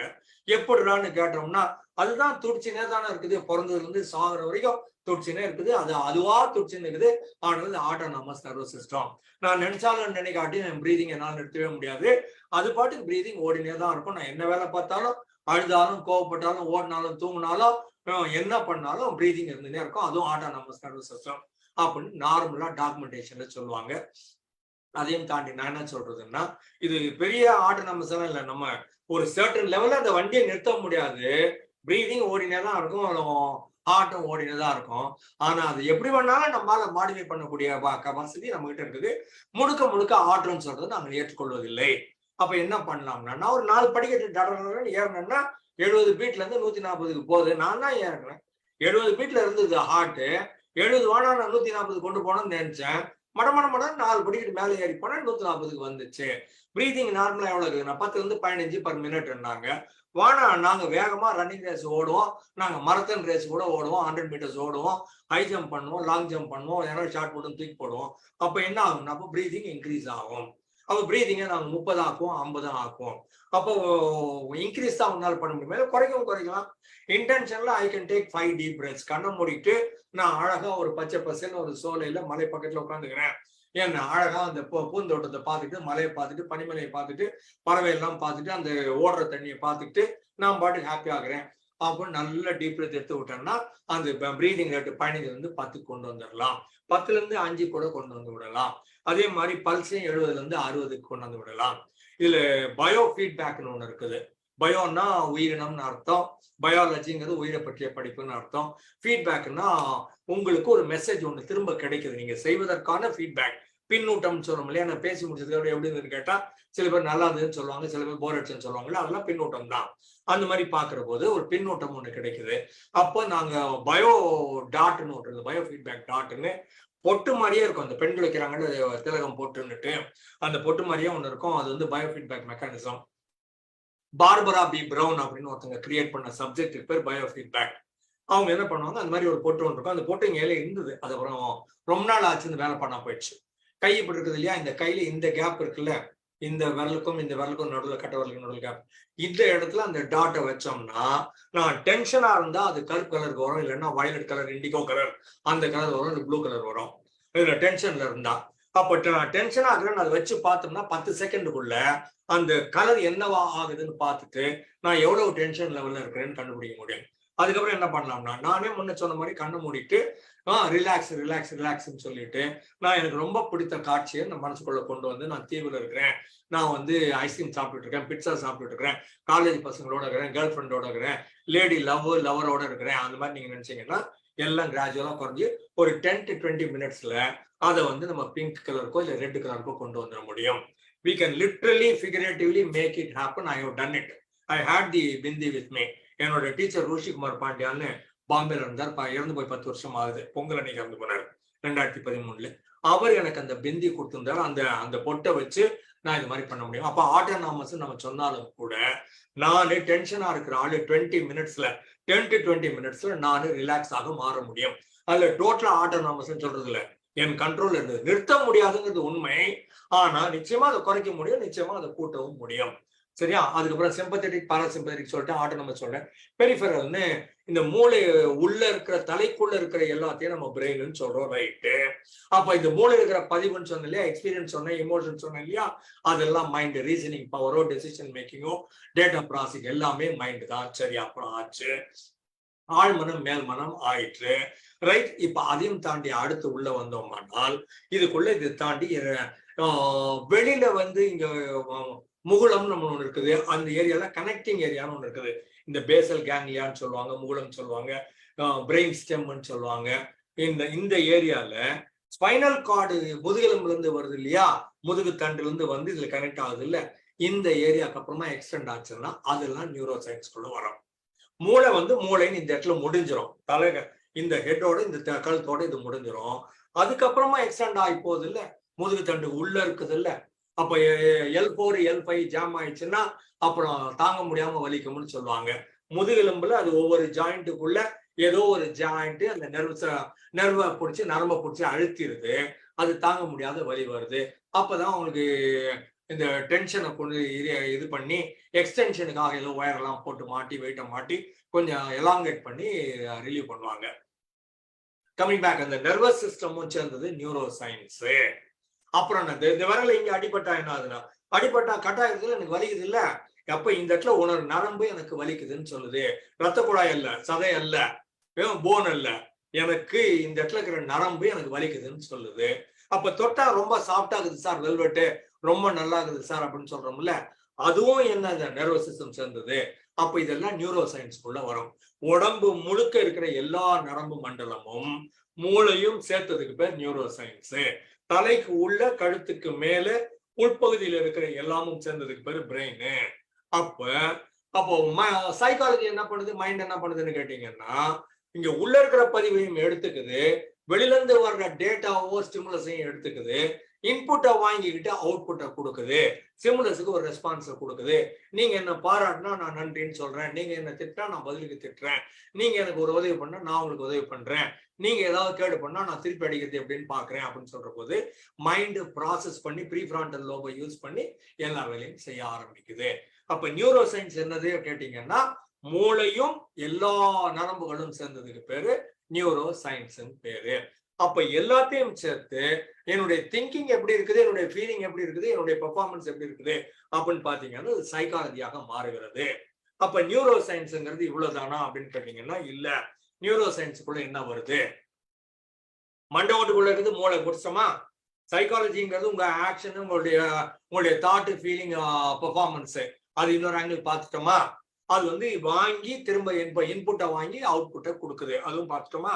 இப்போ நியூரோ சயின்ஸ் என்ன சொல்றதுன்னா, ஸ்ட்ரக்சரை பார்க்குது, ஃபங்க்ஷனை பார்க்குது, டெவலப்மெண்ட்டை பார்க்குது, டிசீஸையும் பார்க்குது. நர்வ் ஏரியான்னு குழந்தைன்னு இருக்குது, பிறந்த குழந்தை 3 கிலோ இருக்குது, எப்படியும் ஒரு வருஷத்துல அது வந்து 10 கிலோவா மாறிடுது, எப்படியும் ஒரு 5 வருஷத்துல ஒரு 30 கிலோவா மாறிடுது. அப்ப அந்த வளர்ச்சி எப்படி வருது, அப்ப அந்த வளர்ச்சி வந்ததுக்கு அப்புறம் ஒரு 18 வயசுல இன்னும் நின்றாகணும் இல்ல, இன்னமும் வளர்ந்துட்டே இருந்ததுன்னா நம்ம பாட்டு 10 அடி 15 அடி 20 அடின்னு போயிட்டே இருப்போமே. ஒரு சர்டன் லெவல்ல அது குரோத்தை நிறுத்தணும். குரோத் டெவலப்மெண்ட் மக்கள் ரெண்டையும் சேர்த்து யூஸ் பண்ணிட்டு இருப்பாங்க. குரோத் பெரும்பாலும் பிசிக்கல் ஸ்ட்ரக்சர், உடலோடு சேர்ந்தது, பாக்குற சமாச்சாரத்தோடு சேர்ந்தது. டெவலப்மெண்ட் எதுனா சைக்கலாஜிக்கல் டெவலப்மெண்ட் இருக்குது இல்ல, இன்டெலெக்சுவல் டெவலப்மெண்ட் இருக்குது இல்ல, பர்சனாலிட்டி டெவலப்மெண்ட் இருக்குது இல்ல, உடம்போட சம்மந்தப்பட்டதே கிடையாது. உடம்பு எப்படியாவது இருந்து போகுது, உடம்புல ஹேண்டிகேப் இருந்தாலும் சரி, இந்த கை இருந்தாலும் கால் இல்லாட்டியும் பரவாயில்ல, கண்ணு இருந்தாலும் கண்ணு இல்லாட்டியும் பரவாயில்ல, ஆனா நம்ம intellectual development will go on. அப்ப குரோத்தோட பிசியாலஜியோட சம்பந்தப்படாத வளர்ச்சிக்கு பேரு டெவலப்மெண்ட். அப்ப இந்தியா எப்படி இருக்குன்னா, இந்தியா இஸ் க்ரோயிங்னு சொன்னீங்கன்னா ஜியாகிரபிக்கலா வளர்ந்துட்டே இருக்கணும், பக்கத்துல இருக்கிற ஸ்ரீலங்கா எல்லாம் சேர்த்து நம்மளுதுன்னு சொல்லணும். இல்ல, India is developing not growing, India is developing அப்படிங்கிற மாதிரி. அது மாதிரி டெவலப்மெண்ட்னு சொன்னீங்கன்னா உடல் அளவு இல்லாமல் பிசிக்கலாக இல்லாமல் வளர்றதெல்லாம் டெவலப்மெண்ட்னு சொல்லுவோம். பிசிக்கலா ஒரு செடி பார்த்தா கூட குரோத்ன்னு சொல்லுவோம் இல்ல, செடி வளருது, ஸ்டெம் வளருது, பூ வளருது, அது காய்கறிகள்லாம் வளருது இல்லையா, அதை வந்து குரோத்ன்னு சொல்லுவோம். நாம இன்டெலெக்சுவலா வளர்றதெல்லாம் டெவலப்மெண்ட்னு சொல்லுவோம். அதுக்கப்புறமா இதுல ப்ராப்ளம் என்ன வந்ததுன்னா அது டிசீஸ்ன்னு சொல்லுவோம். அதுக்கப்புறம் பிரெயின்ல என்ன இருக்குதுன்னு கேட்டீங்கன்னா, நியூரான் ஒண்ணு இருக்குது, ஸ்பைனல் கார்டு கூட சேர்ந்து, நர்வஸ் சிஸ்டம் கூட சேர்ந்து, மொத்தமா இது வந்து பிரெயினோட இது மூணும் சேர்ற போது, இந்த மாதிரி காம்பனன்ட்ஸ் எல்லாம் சேர்ற போது நியூரோ சயின்ஸா மாறுது. அப்புறம் இது அசோசியேட்டட் சப்ஜெக்ட்ஸ் சொல்ற மாதிரி biology, psychology, chemistry, physics, computer science, medicine எல்லாவற்றையும் உள்ள கொண்டாந்து சேர்த்துச்சு. நான் பிகினிங்லேயே சொன்னேன் இல்லையா, தனியா நியூரோ சயின்ஸ் நிக்கிறது இல்ல. நியூரோ சயின்ஸுக்கு பிரெயினும் தேவைப்படுது, நர்வஸ் சிஸ்டம் தேவைப்படுது, சைக்காலஜியும் தேவைப்படுது, மெடிக்கல் ஃபீல்டும் தேவைப்படுது, அதுக்கு மெஷினும் தேவைப்படுது, என்ஜினியரிங்னு ஒன்று இருக்குது. இப்போ மெஷினை வச்சு கேட் ஸ்கேனை வச்சு எம்ஆர்ஐன்னு சொல்லுவோம், மேக்னெட்டிக் ரெசனன்ஸ் இமேஜிங், எஃப்எம்ஆர்ஐம்பாங்க, functional magnetic resonance imaging. Vasanthi Raman madam சொல்லியிருப்பாங்க இதை பத்தி ஒரு லெக்சர் அடிக்கிற போது. அப்புறம் எலக்ட்ரோ பிசியாலஜின்னு ஒன்று இருக்குது, மாலிகுலர் பயாலஜின்னு ஒன்று இருக்குது, ஜெனடிக்ஸ்னு ஒன்று இருக்குது, பிஹேவியர் எக்ஸ்பெரிமெண்ட்ஸ்னு ஒன்று இருக்குது. நீங்க இந்த மாதிரி பண்ணா நீங்க எப்படி நடந்துக்கிறீங்க அப்படின்னு உங்களை அறியாமலே கண்டுபிடிச்சு வைப்பாங்க, அதெல்லாம் பிஹேவியர் எக்ஸ்பெரிமெண்ட் சொல்லுவோம். அப்புறம் இது வேறு எங்க பயன்படுகிறதுனா ஹெல்த் கேர்ல பயன்படுகிறது, எஜுகேஷன்ல பயன்படுகிறது, ஆர்டிபிஷியல் இன்டெலிஜென்ஸ்ல பயன்படுது, எது செய்யலாம் செய்யக்கூடாது அப்படிங்கிறதுலயும் பயன்படுகிறது. கொஞ்சம் முன்னால ஸ்டீஃபன் சொன்னார் பாருங்க, ஹார்ட்டை டிரான்ஸ்பிளான்ட் பண்ணிடலாம், எதை வேணாலும் பல சமாச்சாரங்களை கிட்னி எல்லாம் டிரான்ஸ்பிளான்ட் பண்ணிடலாம், ரைட்டு. பிரெயினை பண்ணிடலாமா? பண்ண முடியாதுங்க. ஏன்னா நீங்க எப்ப நீங்க ஒரு நரம்பை கட் பண்ணி இப்படி எடுக்கிறீங்களோ உடனே அந்த நரம்பு வில் பி டெட். இதுவும் அதுக்கு இனிமே எலக்ட்ரிக்கல் கண்டக்டிவிட்டி நடக்கவே நடக்காது, அவள் தான் போச்சு, கோவிந்தா ஓவர்னு சொல்லிடுவாங்க. என் பிரெயினை கட் பண்ணி எடுத்து ஆலைவர்மனுக்கு வச்சீங்கன்னா அவர் இனிமே ஆலைவர்மன் இல்லை, அவர் வந்து முத்தியாராமன் ஆயிடுவாரு. அவர் பிரெயினை எடுத்து ஸ்டீஃபனுக்கு வச்சீங்கன்னா ஸ்டீஃபனா இருக்க மாட்டாரு, ஸ்டீஃபன் ஆலைவர்மன் ஆயிடுவாரு. விட மாட்டாங்க, இயற்கை அந்த மாதிரி உடலை. இனிமே எதனா ஆராய்ச்சி பண்ணுவாங்களே தெரியும், நமக்கு தெரியாது. ஆனா இன்னைய தேதிக்கு ஒரு பிரெயினை கட் பண்ண உடனே அந்த பிரெயின் டெட் ஆயிடும், அது எலக்ட்ரிசிட்டியை கண்டக்ட் பண்ணாது அப்படின்னு சொல்லியிருக்கிறாங்க. ஸோ அதனால இதுல எலக்ட்ரோ பிசியாலஜியும் பார்ப்போம். அனாட்டமி பிசியாலஜி மக்கள் பெரும்பாலும் கன்ஃபியூஸ் பண்ணிடுறாங்க, ரெண்டும் ஒண்ணுதான் அப்படின்றாங்க. ஆனா எம்பிபிஎஸ்ல இது ஒரு சப்ஜெக்ட், இது ரெண்டையும் சேர்த்தான் சொல்லுவான், அனாட்டமி அண்ட் பிசியாலஜின்னு சொல்லுவான். அனாட்டமின்னா தலையில இருந்து கால் வரைக்கும் இருக்கிற எல்லா உறுப்புகளும் எல்லா பாகங்களும், அதுக்கு பேர் அனாட்டமி. அது என்ன பண்ணுது? கை வந்து நகருது சார், கை வந்து எடுக்குது சார்னா அது பேர் பிசியாலஜி. இது இறப்பை வந்து டைஜஸ்ட் பண்ணுது சார், லிவரும் கூட ஸ்பிளீனும் கூட பேங்க்ரியாஸும் கூட எல்லாம் சேர்ந்து ஒர்க் பண்ணுதுன்னு சொன்னீங்கன்னா அது பேர் பிசியாலஜி. ஹார்ட் இருக்குது சார், துடிக்குது சார், ரத்தத்தை அனுப்புது சார் சொன்னீங்கன்னா அது பேர் பிசியாலஜி. ஃபங்க்ஷனாலிட்டி எல்லாத்துக்கும் பேர் பிசியாலஜி. ஆர்கன் இருந்ததுன்னா அதுக்கு பேர் ஸ்ட்ரக்சரு. இன்னும் கொஞ்சம் ஈஸியா சொல்லணும்னா இங்க இருக்கிற ஒரு ஏர் கண்டிஷனரு, பாக்குறதுக்கு தெரியறது பூரா ஏர் கண்டிஷனர், அது ஸ்ட்ரக்சரு, அது வந்து அனாட்டமி. தொட்டு பார்க்கலாம், இதெல்லாம் இருக்குது, இதெல்லாம் ஸ்பேர் பார்ட்ஸ் சார் அப்படின்னு பார்த்துடலாம். ஆனா அது என்ன பண்ணுது? ஃபங்க்ஷனாலிட்டி, ஏற காத்தை குளிர் வைத்து எனக்கு கொடுக்குது. அப்போ பிசியாலஜிங்கிறது குளிர் வைப்பது வந்து பிசியாலஜி. அந்த தொட்டு பார்க்குற அந்த ஸ்டீல் சமாச்சாரம் எல்லாம், அதுல இருக்கிற காயில் சமாச்சாரம் எல்லாம், ஃபில்டர் சமாச்சாரம் எல்லாம், என்னென்னலாம் இருக்குதோ அதெல்லாம் வந்து ஸ்ட்ரக்சரு, இல்லைன்னா அது பேர் anatomy. Anatomy is structure, physiology is the functionality. அதுக்கப்புறமா இது காக்னிஷன்ல புரிந்து கொள்வதில்லை, ஒரு சிச்சுவேஷனை தெரிந்து கொள்வதை, பிஹேவியர், உங்களுடைய பழக்க வழக்கங்கள், இமோஷன்ஸ், ஃபீலிங்ஸ், எக்ஸ்பீரியன்சஸ், இதெல்லாம் உள்ளடக்கியது. உங்க கற்றுக்கொள்வதில் பிரெயின் இருக்குது. இது பிரெயின் எப்படி கத்துக்குதுன்னு சொல்லுவாங்க, இது மசில் மெமரின்னு வேற இருக்குது. டைப் படிக்கிறப்போ உங்க ஃபிங்கருக்கு கரெக்டா எப்படி மூவ் ஆகணும்னு தெரியும். ஆனா எந்த ஃபிங்கரை வச்சு இந்த ஃபிங்கரை வச்சு என்னன்னா இங்கிலீஷ் லெட்டர் எல்லாம் டைப் பண்ணுவீங்கன்னு கேட்டீங்கன்னா எனக்கு தெரியாது, சரியா யாருக்குமே தெரியாதுன்னு வச்சுக்கோங்களேன். குடியா கீபோர்டை அடிக்கலாம்னு சொல்லுவாங்க, கீபோர்ட்ல அடிச்சிங்கன்னா கரெக்டா எல்லாம் வந்துடும். ஆனா இந்த ஃபிங்கர் எந்தெந்த லெட்டர் எல்லாம் அடிக்குது கேட்டீங்கன்னா தெரியாது. ஆனா மசில் மெமரின்னு உள்ள ஒண்ணு தெரிஞ்சு வச்சிருக்குது. ஸ்விம்மிங் பண்ணீங்கன்னாலும் மசில் மெமரின்னு உள்ள ஒண்ணு தெரிஞ்சு வச்சிருக்குது, சரியா? அதே மாதிரி சைக்கிளிங், பேலன்சிங், மோட்டார் சைக்கிள் ஓட்டுறது, கார் ஓட்டுறது, இது ஸ்டியரிங் கெப்பாசிட்டி, லெஃப்ட்ல திருப்பணும், ரைட்ல திருப்பணும், இந்த கேப்ல போகாது, இந்த ஸ்பீடு ஓகே நாட் ஓகே, அது எல்லாமே வந்து உங்க பிசியாலஜிக்குள்ள இருக்குது, மசில் மெமரியில இருக்குது. எவ்வளவு டேர்ன் பண்ணா ஸ்டியரிங் வீல இந்த ஸ்பீட்ல ஆக்சிலரேட்டரை இப்படி அழுத்திக்கிட்டு இப்படி திருப்பினா அது திரும்பிடும் சார், இல்லைன்னா வானா கொஞ்சம் பிரேக்கை போட்டு நிறுத்து, இல்லைன்னா கியரை குறைச்சி நிறுத்து, எல்லாமே மசில் இருக்குது. நீங்க கான்சியஸ் உணர்வு நிலை இதெல்லாம் பண்ண முடியாது.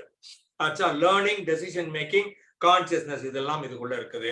அதுக்கப்புறமா நியூரோல நிறைய பிரான்ச் கொண்டாந்தாங்க. Neuroanatomy, neurophysiology, neurochemistry, neurodevelopment, neuro பிளாஸ்டிசிட்டின்னு நிறைய பிரான்ச்சஸ் வந்துச்சு. ஒவ்வொரு பிரான்ச்சுக்கும் தனித்தனியா கற்றுக் கொடுக்க ஆரம்பித்து விட்டார்கள். ஏராளம் ஆராய்ச்சிகள் நடக்குது.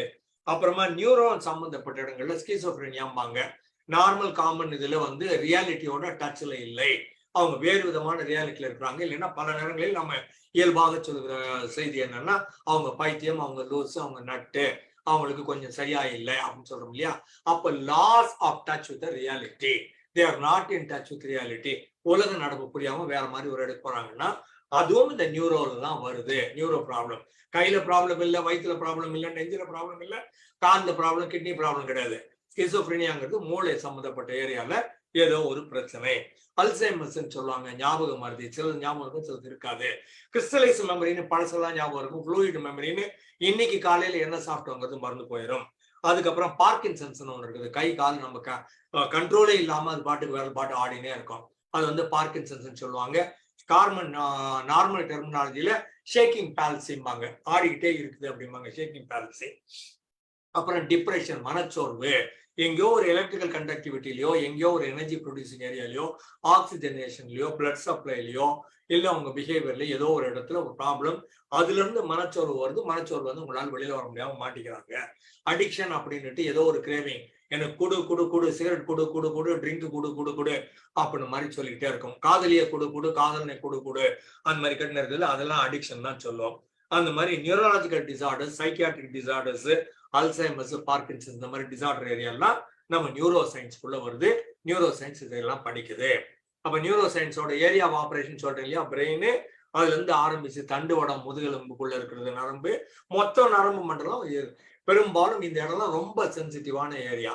இந்த நகைக்கண்ல ஊசி எதனா வலிக்கும்னு சொல்லுவாங்கல்ல, டார்ச்சர் பண்றது, அந்த மாதிரி இதெல்லாம் அடிபட்டதுன்னா ரொம்ப வலிக்கும்.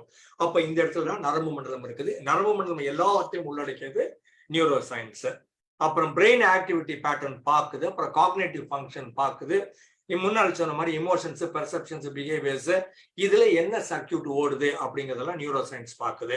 டிஃபால்ட் மோடுன்னு ஒண்ணு, self referential thinking and mind wandering. இதுவா என்ன பண்ணோம், சும்மா உட்கார்ந்துருந்தாலே எதையாவது நினைச்சு உட்காந்துருக்கோம். கம்ப்யூட்டர் இதை பார்த்துட்டு வேற ஏதாவது ஒன்று நினைக்கும், சவுத்தை பார்த்து வேற ஏதாவது நினைக்கும், இல்லைன்னா ஏசியை பார்த்து வேற ஏதாவது நினைக்கும். எது வேணா மைண்ட் வேண்டரிங்னு ஒண்ணு, செல்ஃப் ரிஃப்ளெக்ஷன் ஒண்ணு, என்ன உள்ளுக்குள்ளேயே போயிட்டு இது செல்ஃப் ரெஃபரன்ஷியல் திங்கிங். நான் என்ன பண்ணிருக்கணும், நான் என்ன பண்ணக்கூடாது பண்ணிட்டேன், என்ன பண்ணிட்டேன் பண்ணக்கூடாது, அப்படி இப்படியும் வரும். பண்ணது தப்புன்னு சொல்லும், பண்ணாம இருந்தது தப்புன்னு சொல்லும், சொன்னது தப்புன்னு சொல்லும், சொல்லாம இருந்தது தப்புன்னு சொல்லும். இதெல்லாம் வந்து டிஃபால்ட் மோடுன்னு பேரு. நீங்க கம்மனு நாங்க பிளாங்க் சார், 100% ஒரே ஆக்டிவிட்டி இல்லை சார், ஜீரோல உட்காந்துக்கிறேன் சார், உட்காந்துக்க முடியாது. ஜீரோல கண்டுபிடிக்கணும்னா 1 வந்துச்சு, அந்த 1 வந்ததுக்கு அப்புறம் ஜீரோ கிடையாது. அதனால இது செல்ஃப் ரெஃபரன்ஷியல் டிஃபால்ட் மோடுன்னு பேரு. இது ரெஸ்டிங் ஹார்ட் ரேட்னு சொல்லுவாங்க சயின்ஸ்ல. தூங்குற போது உங்க இருதயம் எவ்வளவு துடிக்குதோ அதுதான் உங்க இருதயத்தோட கரெக்டான கெப்பாசிட்டி. நீங்க வேலை பார்க்குறப்போ அது எவ்வளவு வேணா பண்ணோம், தூங்குறப்போ அது எங்கன்னா ஒரு 60க்கு பக்கத்துல இருக்குதா, 60 கீழே இருக்குதா பாருங்கன்னு சொல்லுவாங்க. அது வந்து ரெஸ்டிங் ஹார்ட் ரேட். அந்த மாதிரி இது self referential thinking and mind வேண்டரிங்னு ஒரு டிஃபால்ட் மோடு ஒன்று வச்சிருக்குது. இதை நீங்க கண்ட்ரோல் பண்ணி எக்ஸிக்யூட்டிவ் கண்ட்ரோல்னு சொல்லிட்டு அடுத்த 20 நிமிஷத்துக்கு நான் மரியாதையா இந்த வேலையை செய்ய போறோம்பா அப்படின்னு உட்கார்ந்து இந்த ஒர்க் பண்றீங்க. இல்ல இன்னைக்கு சாயங்காலம் 5 மணிக்குள்ள நான் அதை கம்ப்ளீட்டா பண்ணி தருவேன் அப்படின்னு ஒரு முடிவு எடுத்தீங்கன்னா இது எக்ஸிக்யூட்டிவ் கண்ட்ரோல் மோடுன்னு சொல்லுவோம். ஒண்ணும் பண்ணாம வந்து டிஃபால்ட் மோடுக்கு போயிடும். நீங்க இல்ல இப்படிதான் பண்ண போறோம், இதுதான் ஃபோக்கஸ் ஆஃப் அட்டென்ஷன், இதுதான் கான்சென்ட்ரேஷன், இது is getting things ton, I will shelve everything else, I will not look into anywhere else, I will not move out, நான் சாப்பிட மாட்டேன், தண்ணி குடிக்க மாட்டேன், இதை முடிச்சதுக்கு அப்புறம் தான் செய்வேன்னு வந்தீங்கன்னா அது எக்ஸிக்யூட்டிவ் கண்ட்ரோல் மோடு. அதுவும் நம்ம பிரெயின்லயும் நம்ம நியூரோ சயின்ஸ்குள்ளேயும் அது வருது. இதுக்கு இந்த டிட்டர்மினேஷன், கிரிட்னு சொல்லுவோம் இல்லையா, அந்த வார்த்தைகள் பயன்படுத்துறீங்க, அது சைக்காலஜி உள்ள வந்துருது. அந்த மன துணிவும் அதை செய்தே முடிக்க வேண்டும் என்கின்ற எண்ணமும், அது மழை பெஞ்சா என்ன, வெயில் அடிச்சா என்ன, புயல் அடிச்சா என்ன, யார் என்னை பற்றி என்ன பண்ணா சொன்னா என்ன, எவர் தடுத்தாலும் விடேன் அப்படின்னு ஒரு இல்ல, அந்த மாதிரி வந்தீங்கன்னா அதெல்லாம் வந்து சைக்காலஜிக்குள்ள வரும். Understanding the networks and how all the screen come into பிளேங்கிறது ஒரு காம்ப்ளெக்ஸான சமாச்சாரம் அப்படின்னு சொல்லுவாங்க. பிரெயின் கம்ப்யூட்டர் இன்டர்ஃபேஸஸ்ன்னுட்டு நீங்க சில காட்சிகள் பார்க்கிற போது இங்க பிரெயின்ல எங்கெல்லாம் லைட் இருக்குதுன்னு பார்ப்பாங்க. படம் காமிப்பாங்க, அந்த படத்துக்கு காமிக்கிற போது இங்க எல்லாம் அந்த எலக்ட்ரிக்கல் சர்க்கியூட் எல்லாம் மாட்டி வச்சிருப்பாங்க. அந்த படம் பார்க்கிற போது எந்த இடத்துல லைட் எரியுது அப்படின்னு பார்ப்பாங்க.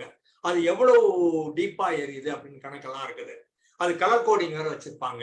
அப்ப தெரியும் இந்த மாதிரி இந்த படத்தை பார்த்தோம்னா இந்த மாதிரி இடத்துல லைட் எரியுதுன்னுட்டு.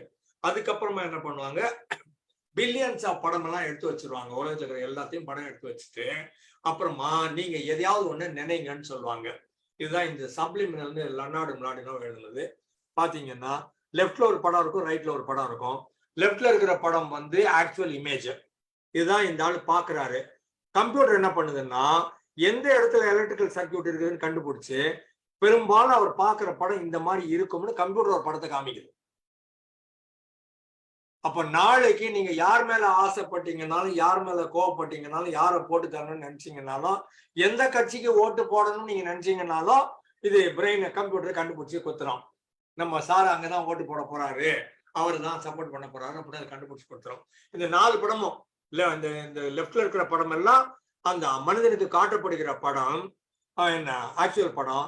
இது கம்ப்யூட்டர் ஜெனரேட் பண்ணுது. அது உள்ள இருக்கிற டேட்டால இருந்து எடுத்து இங்க எலக்ட்ரிக்கல் சர்க்கியூட் இங்க ஓடுதுங்கிறதுனால அந்த நாள் பெரும்பாலும் இந்த மாதிரி படம் பார்க்க கூடும் அப்படின்னு ரிலேட்டட் படத்தை காமிக்க ஆரம்பிச்சு இப்போதைக்கு இது ஆரம்பிச்சிருக்கிறாங்க, இது எங்க கொண்டு போய் முடிப்பாங்கன்னு தெரியாது. நாளைக்கு நீங்களும் நானும் ஃபீல் பண்ற எல்லாத்தையும் கண்டுபிடிக்கக்கூடிய வாய்ப்புகள் இருக்குது. நியூரல் சர்க்யூட்னு பேரு. இதுக்கு பிரெயின் கம்ப்யூட்டர் இன்டர்ஃபேஸ் பேரு. பிரெயின் இந்த மாதிரி பார்த்துன்னா கம்ப்யூட்டர் பார்க்கும், கம்ப்யூட்டர் இந்த மாதிரி காமிச்சுன்னா பிரெயின் இந்த இடத்துல தான் ஆக்டிவிட்டி வரும் அப்படின்னு சொல்றாங்க. Neurological disorders and mental illness சொன்னேன் இல்லையா கொஞ்சம் முன்னால, டிப்ரெஷனோ ஆங்ஸைட்டி டிசார்டரோ ஸ்கிசோப்ரினியோ, இது எல்லாத்துக்கும் மருந்து கண்டுபிடிக்கணும்னா இது எப்படிங்க நியூரோ சயின்ஸ்ல ஒர்க் அவுட் ஆகுது, எந்த இடம் அஃபெக்ட் ஆனா எது வருது அப்படின்னு கண்டுபிடிக்கிறோம். இந்த இடத்துக்கு பிளட் சப்ளையோ எனர்ஜி சப்ளையோ கெமிக்கல் சப்ளையோ எலக்ட்ரிக்கல் சப்ளையோ ஏதோ ஒரு சப்ளை ஒழுங்கா இல்லைன்னா அதனால இது வருது அப்படின்னு கண்டுபிடிக்கக்கூடிய ஆராய்ச்சிகள் ஒர்க் பண்ணிட்டு இருக்கிறோம். அப்புறம் பிளாஸ்டிசிட்டிங்கிற போது சூழலுக்கு ஏற்றவாறு மாற்றி அமைத்துக் கொள்வது அப்படின்னு பிரெயின் பாக்குது. இல்லைன்னா பிரெயினை நாம கோச் பண்ணி டீச் பண்ணி சொல்லி கொடுத்து நீ மாத்திக்கோ அப்படின்னு சொன்னா அது மாத்திக்கொள்ள கூடிய வாய்ப்பு இருக்குது. அடாப்டேஷன் பேரு. The brain's ability to change and rewire itself, reprogram itself in response to experiences and learning. புதுசா ஒண்ணு கத்துக்கினீங்க. இப்ப நான் ஒரு 20 நாளுக்கு முன்னால இந்த கடந்த 20 நாள்ல தமிழி அப்படின்னு ஒரு இந்த தமிழ் நம்முடைய தமிழ் மொழி இருக்கு இல்லையா, இதுக்கு உயிர் எழுத்து மெய் எழுத்து உயிர்மெய் எழுத்து எல்லாம் சேர்த்து ஒரு 247 எழுத்தோ என்ன இருக்குது இல்ல, இதே மாதிரி இந்த தமிழுக்கு முன்னால பிறந்த மொழி இருக்கு இல்லையா, இதுக்கு தாய்மொழின்னு. இப்ப நமக்கு தாய்மொழி தமிழுங்க மாதிரி தமிழுக்கு முன்னால இருந்த வடிவம் வந்து தமிழி, பிராமின்னு சொன்னாங்க முன்னால, இப்ப அதை மாத்தி தமிழின்னு சொல்றாங்க. அந்த தமிழையே நான் ஒரு 20 நாளா கத்துக்கிட்டு இருந்தேன். நண்பர்கள் கூட ஒரு 5-6 பேர் கூட சேர்ந்து வந்தாங்க. அவங்க எல்லாருமே சிவகனி, சசிகலா, சேவா, இந்த மாதிரி அமுதா, இந்த மாதிரி சில பேர்லாம் கூட சேர்ந்து படிச்சோம். அப்போ புதுசா ஒரு ரீவயரிங் வருது. ஸ்பானிஷ் படிச்சீங்கன்னா, இட்டாலியன் படிச்சீங்கன்னா, பிரெஞ்சு படிச்சீங்கன்னா, ரஷ்யன் படிச்சீங்கன்னா புது கனெக்ஷன் வரும். புது மாதிரி இடத்துல உயிர் வாழ்ந்தீங்கன்னா, இடத்த மாத்தி போனீங்கன்னா அங்க வேற மாதிரி ஒரு கனெக்ஷன் வரும். புது ஆபீஸுக்கு போனீங்கன்னா வேற மாதிரி கனெக்ஷன் வரும். ஹெச்ஆர்ல இருந்து ஃபைனான்ஸ், ஃபைனான்ஸ் வந்து ப்ரொடக்ஷன், ப்ரொடக்ஷன் வந்து ஃபேக்டரி, இந்த மாதிரி மாறி மாறி போனீங்கன்னா வேற வேற கனெக்ஷன்ஸ் வரும். அப்போ உங்க மூளை தன்னைத்தானே மாற்றி அமைத்துக் கொள்ளும். இது வந்து நியூரோ பிளாஸ்டிசிட்டின்னு சொல்றாங்க. இதன் மூலமாக உங்க லேர்னிங்கை மாத்தலாம், உங்க மெமரி ஃபார்மேஷனை மாத்தலாம், ஸ்கில் அக்விசிஷன், புது புது திறமைகள், ஸ்ட்ராட்டஜி இதெல்லாம் கத்துக்கிறதெல்லாம் உங்களால மாற்ற முடியும். அப்ப அடிபட்ட ஆளு பிரெயின்ல ஏதாவது இன்ஜூர் ஆச்சுன்னா அதையும் இந்த மாதிரி மாற்றி அமைத்துக் கொள்ளக்கு நியூரோ சயின்ஸ் வழிவகை பண்ணுதுன்னு சொல்றாங்க. Brain physical organ, mind subjective experience, thought feeling கான்சியஸ்னஸோட சேர்ந்தது அப்படின்னு வருது. அப்புறம் பிரெயின் ஸ்ட்ரக்சரை பத்தி பாக்குற போது ரீஜன்ஸ், லோப்ஸ், நியூரல் நெட்வொர்க்ஸ் எல்லாம் பாக்குறோம். இந்த நியூரான் கனெக்ஷன்லயே நியூரோ டிரான்ஸ்மிட்டர் இருக்குது. நியூரானுங்கிறது ஒரு வச்சா ஸ்பெக்குங்க, ஒரு கண்ணுக்கே தெரியாத ஒரு புள்ளி, பில்லியன்ஸ்ல இருக்குது, கோடி கணக்குல இருக்குது நியூரான்ஸ். அந்த கோடிக்கணக்கான நியூரான்ஸுக்குள்ள அதுக்குள்ள ஒரு செல் ஏரியா அப்படின்னு ஒரு சென்ட்ரல் ஏரியா ஒண்ணு இருக்குது.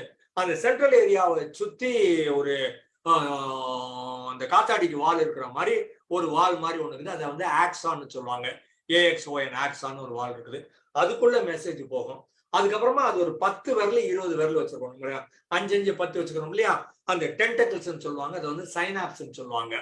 அந்த சைனாப்ஸ்ங்கிறதுல இந்த ஒரு செல்லுக்கு 10 இருந்து 20 சைனாப்ஸ் இருக்கக்கூடும். வேற வேற இடத்துல வேற வேற டைரக்ஷன்ல வேற வேற மாதிரி இருக்கும். அப்போ ஒரு செல்லுக்கு ஒரு நியூக்ளியஸ் ஒரு ஏரியாவும், ஒரு ஆக்சான் ஒரு ஏரியாவும், சைனாப்ஸ் ஒரு ஏரியாவும், அந்த கார்னர்ல இருக்கிறது வந்து நியூரோ டிரான்ஸ்மிட்டர்பாங்க. இதுல இருந்து மெசேஜ் அடுத்த நியூரானுக்கு போகும். நான் சொல்றதெல்லாம் பில்லியன்ஸ், 1 2 இல்ல, மில்லியன் கூட இல்ல, பில்லியன் சொல்றேன், கோடி கோடி கணக்கானது. அது இது 15 வேற ஒரு 15ஓட வேற வேற மாதிரி கனெக்ட் ஆகிருக்கும்.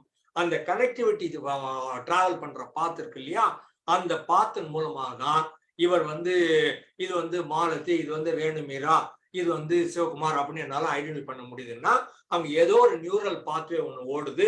அந்த இடத்துல எலக்ட்ரிக்கல் கண்டக்டிவிட்டி இருக்குது, அந்த இடத்துல பிளட் சப்ளை இருக்குது, அந்த இடத்துல எனர்ஜி சப்ளை இருக்குது, அந்த இடத்துல கெமிக்கல் சப்ளை இருக்குது, அந்த இடத்துல ஆக்சிஜன் சப்ளையும் இருக்குது. இது எல்லாம் இருந்ததுக்கு அப்புறம் தான் இது பேரு ஸ்டீஃபன், இது பேரு லதா, இது பேர் ஆலயவர்மன் எல்லாம் கண்டுபிடிக்க முடியும். சும்மா ஜஸ்ட் லைக் தட் ஒரு நியூரான் இல்ல, ஒரு 50,000 நியூரான் தாண்டி போனாதான் இந்த ஆளு பேர் இது, இந்த முகத்தோட இந்த ஆளோட சேர்த்து என்னால கனெக்ட் பண்ண முடியும். அப்ப ஸ்டீஃபன்னா ஸ்டீஃபன் பற்றிய உணர்வுகளையும் சேர்த்து எக்ஸ்பீரியன்ஸையும் சேர்த்து தான் அது எல்லாத்தையும் ஓபன் பண்ணுது. அப்ப இந்த நியூரான் கனெக்ஷனை பார்த்தோமானால் நமக்கு எது நல்ல நியூரான் கனெக்ஷன் பார்க்க முடியும், எதை வளர்க்கலாம்னு பார்க்க முடியும், எதை வேண்டாம்னு விட முடியும், எதை வேணாம்னு ரீப்ரோக்ராம் பண்ண முடியும். அதுக்கப்புறம் பிரெயின் டெவலப்மெண்ட் வர்ற போது இந்த குழந்தை பிரெயின் வளர்ந்துகிட்டே வருது இல்லையா, அந்த மாதிரி வளர்ந்துகிட்டே வர்ற போது அது காக்னிட்டிவ் எபிலிட்டி. குழந்தைக்கு முதல்ல ஒண்ணுமே தெரியாது, பேச தெரியாது, அதுக்கு கண்ணு கூட பார்க்க தெரியாது, அப்ப எல்லாத்தையும் அது அக்வயர் பண்ணுது.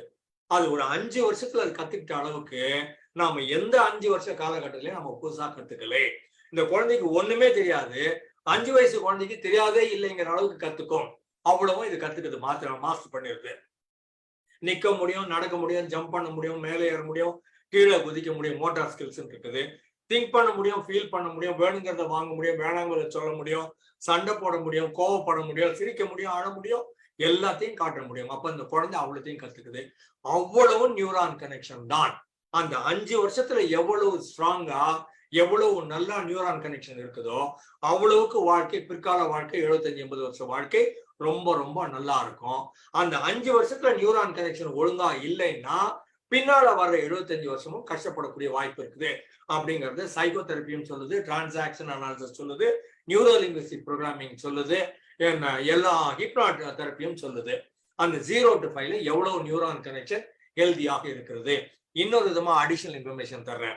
இந்த 2 வயது குழந்தைய பிடிச்சி நல்லா துரத்தி ஓட விட்டீங்கன்னு வச்சுங்களேன், அது நான் பிடிக்கிறேன் பார் கேட்ச், இந்த ஐஸ் பாய்ஸ்ன்ற மாதிரி, இந்த போலீஸ் மாதிரி அந்த குழந்தைய கதற அடிச்சு ஓட விடணும். அது மேலே ஏறி கீழே இறங்கி ஓடுன்னு அதை ஓட விட்டோம்னா அந்த குழந்தையோட திராட்சை சைஸுக்கு ஒண்ணு இருக்கும் ஹார்ட். முதல்ல அது என்ன பண்ணும்னா, இதை ரொம்ப ஓடுது இந்த குழந்தை, இது நம்மளால இது ஓட்டத்தை சமாளிக்க முடியலன்னுட்டு அது என்ன பண்ணணும்னா அந்த ஹார்ட் எக்ஸ்ட்ரா சில ஆர்டரிஸா கிரியேட் பண்ணலாம். இந்த ஹார்ட்டுக்கு சப்ளைன்னு ஒண்ணு இருக்குது, மேலோட்டமா வரும். உள்ள இருக்கிற சப்ளை எல்லாம் நம்மளுக்கு தான் வருது. ஒரு கெட்ட ரத்தம் வந்து ஆரிக்கலுக்கு போய் அது மாதிரி வருது இல்லையா, நல்லா ஆக்சிஜனேட்டட். இது ரைட் சைடு இருக்குது, ரைட் ஆரிக்கல் வாங்கி உடம்புல இருந்து வாங்கி ரைட் வென்ட்ரிக்கல் கொடுத்து, ரைட் வென்ட்ரிக்கல் லங்ஸுக்கு கொடுத்து, லங்ஸ் கார்பன் டை ஆக்சைடு தூக்கி போட்டு லங்ஸ் ஆக்சிஜனை வாங்கின்னு அது லெப்ட் ஆரிக்கல் கொடுத்து, லெப்ட் வென்ட்ரிக்கல் கொடுத்தோம்னா லெப்ட் வென்ட்ரிக்கல் பர்ஸ் பண்ணிச்சுன்னா நமக்கு மூளையில இருந்து உடம்பு முழுக்க நல்ல ரத்தம் கிடைக்குது. சரி, ரொம்ப நல்லது. ஆனா இந்த குழந்தை இந்த ஓட்டம் ஓடுது, நம்ம கையில இருக்கிறது இவ்வளவு திராட்சை சீசியமா தோண்டு வச்சுக்கிறோம் நம்ம, அவ 10ல.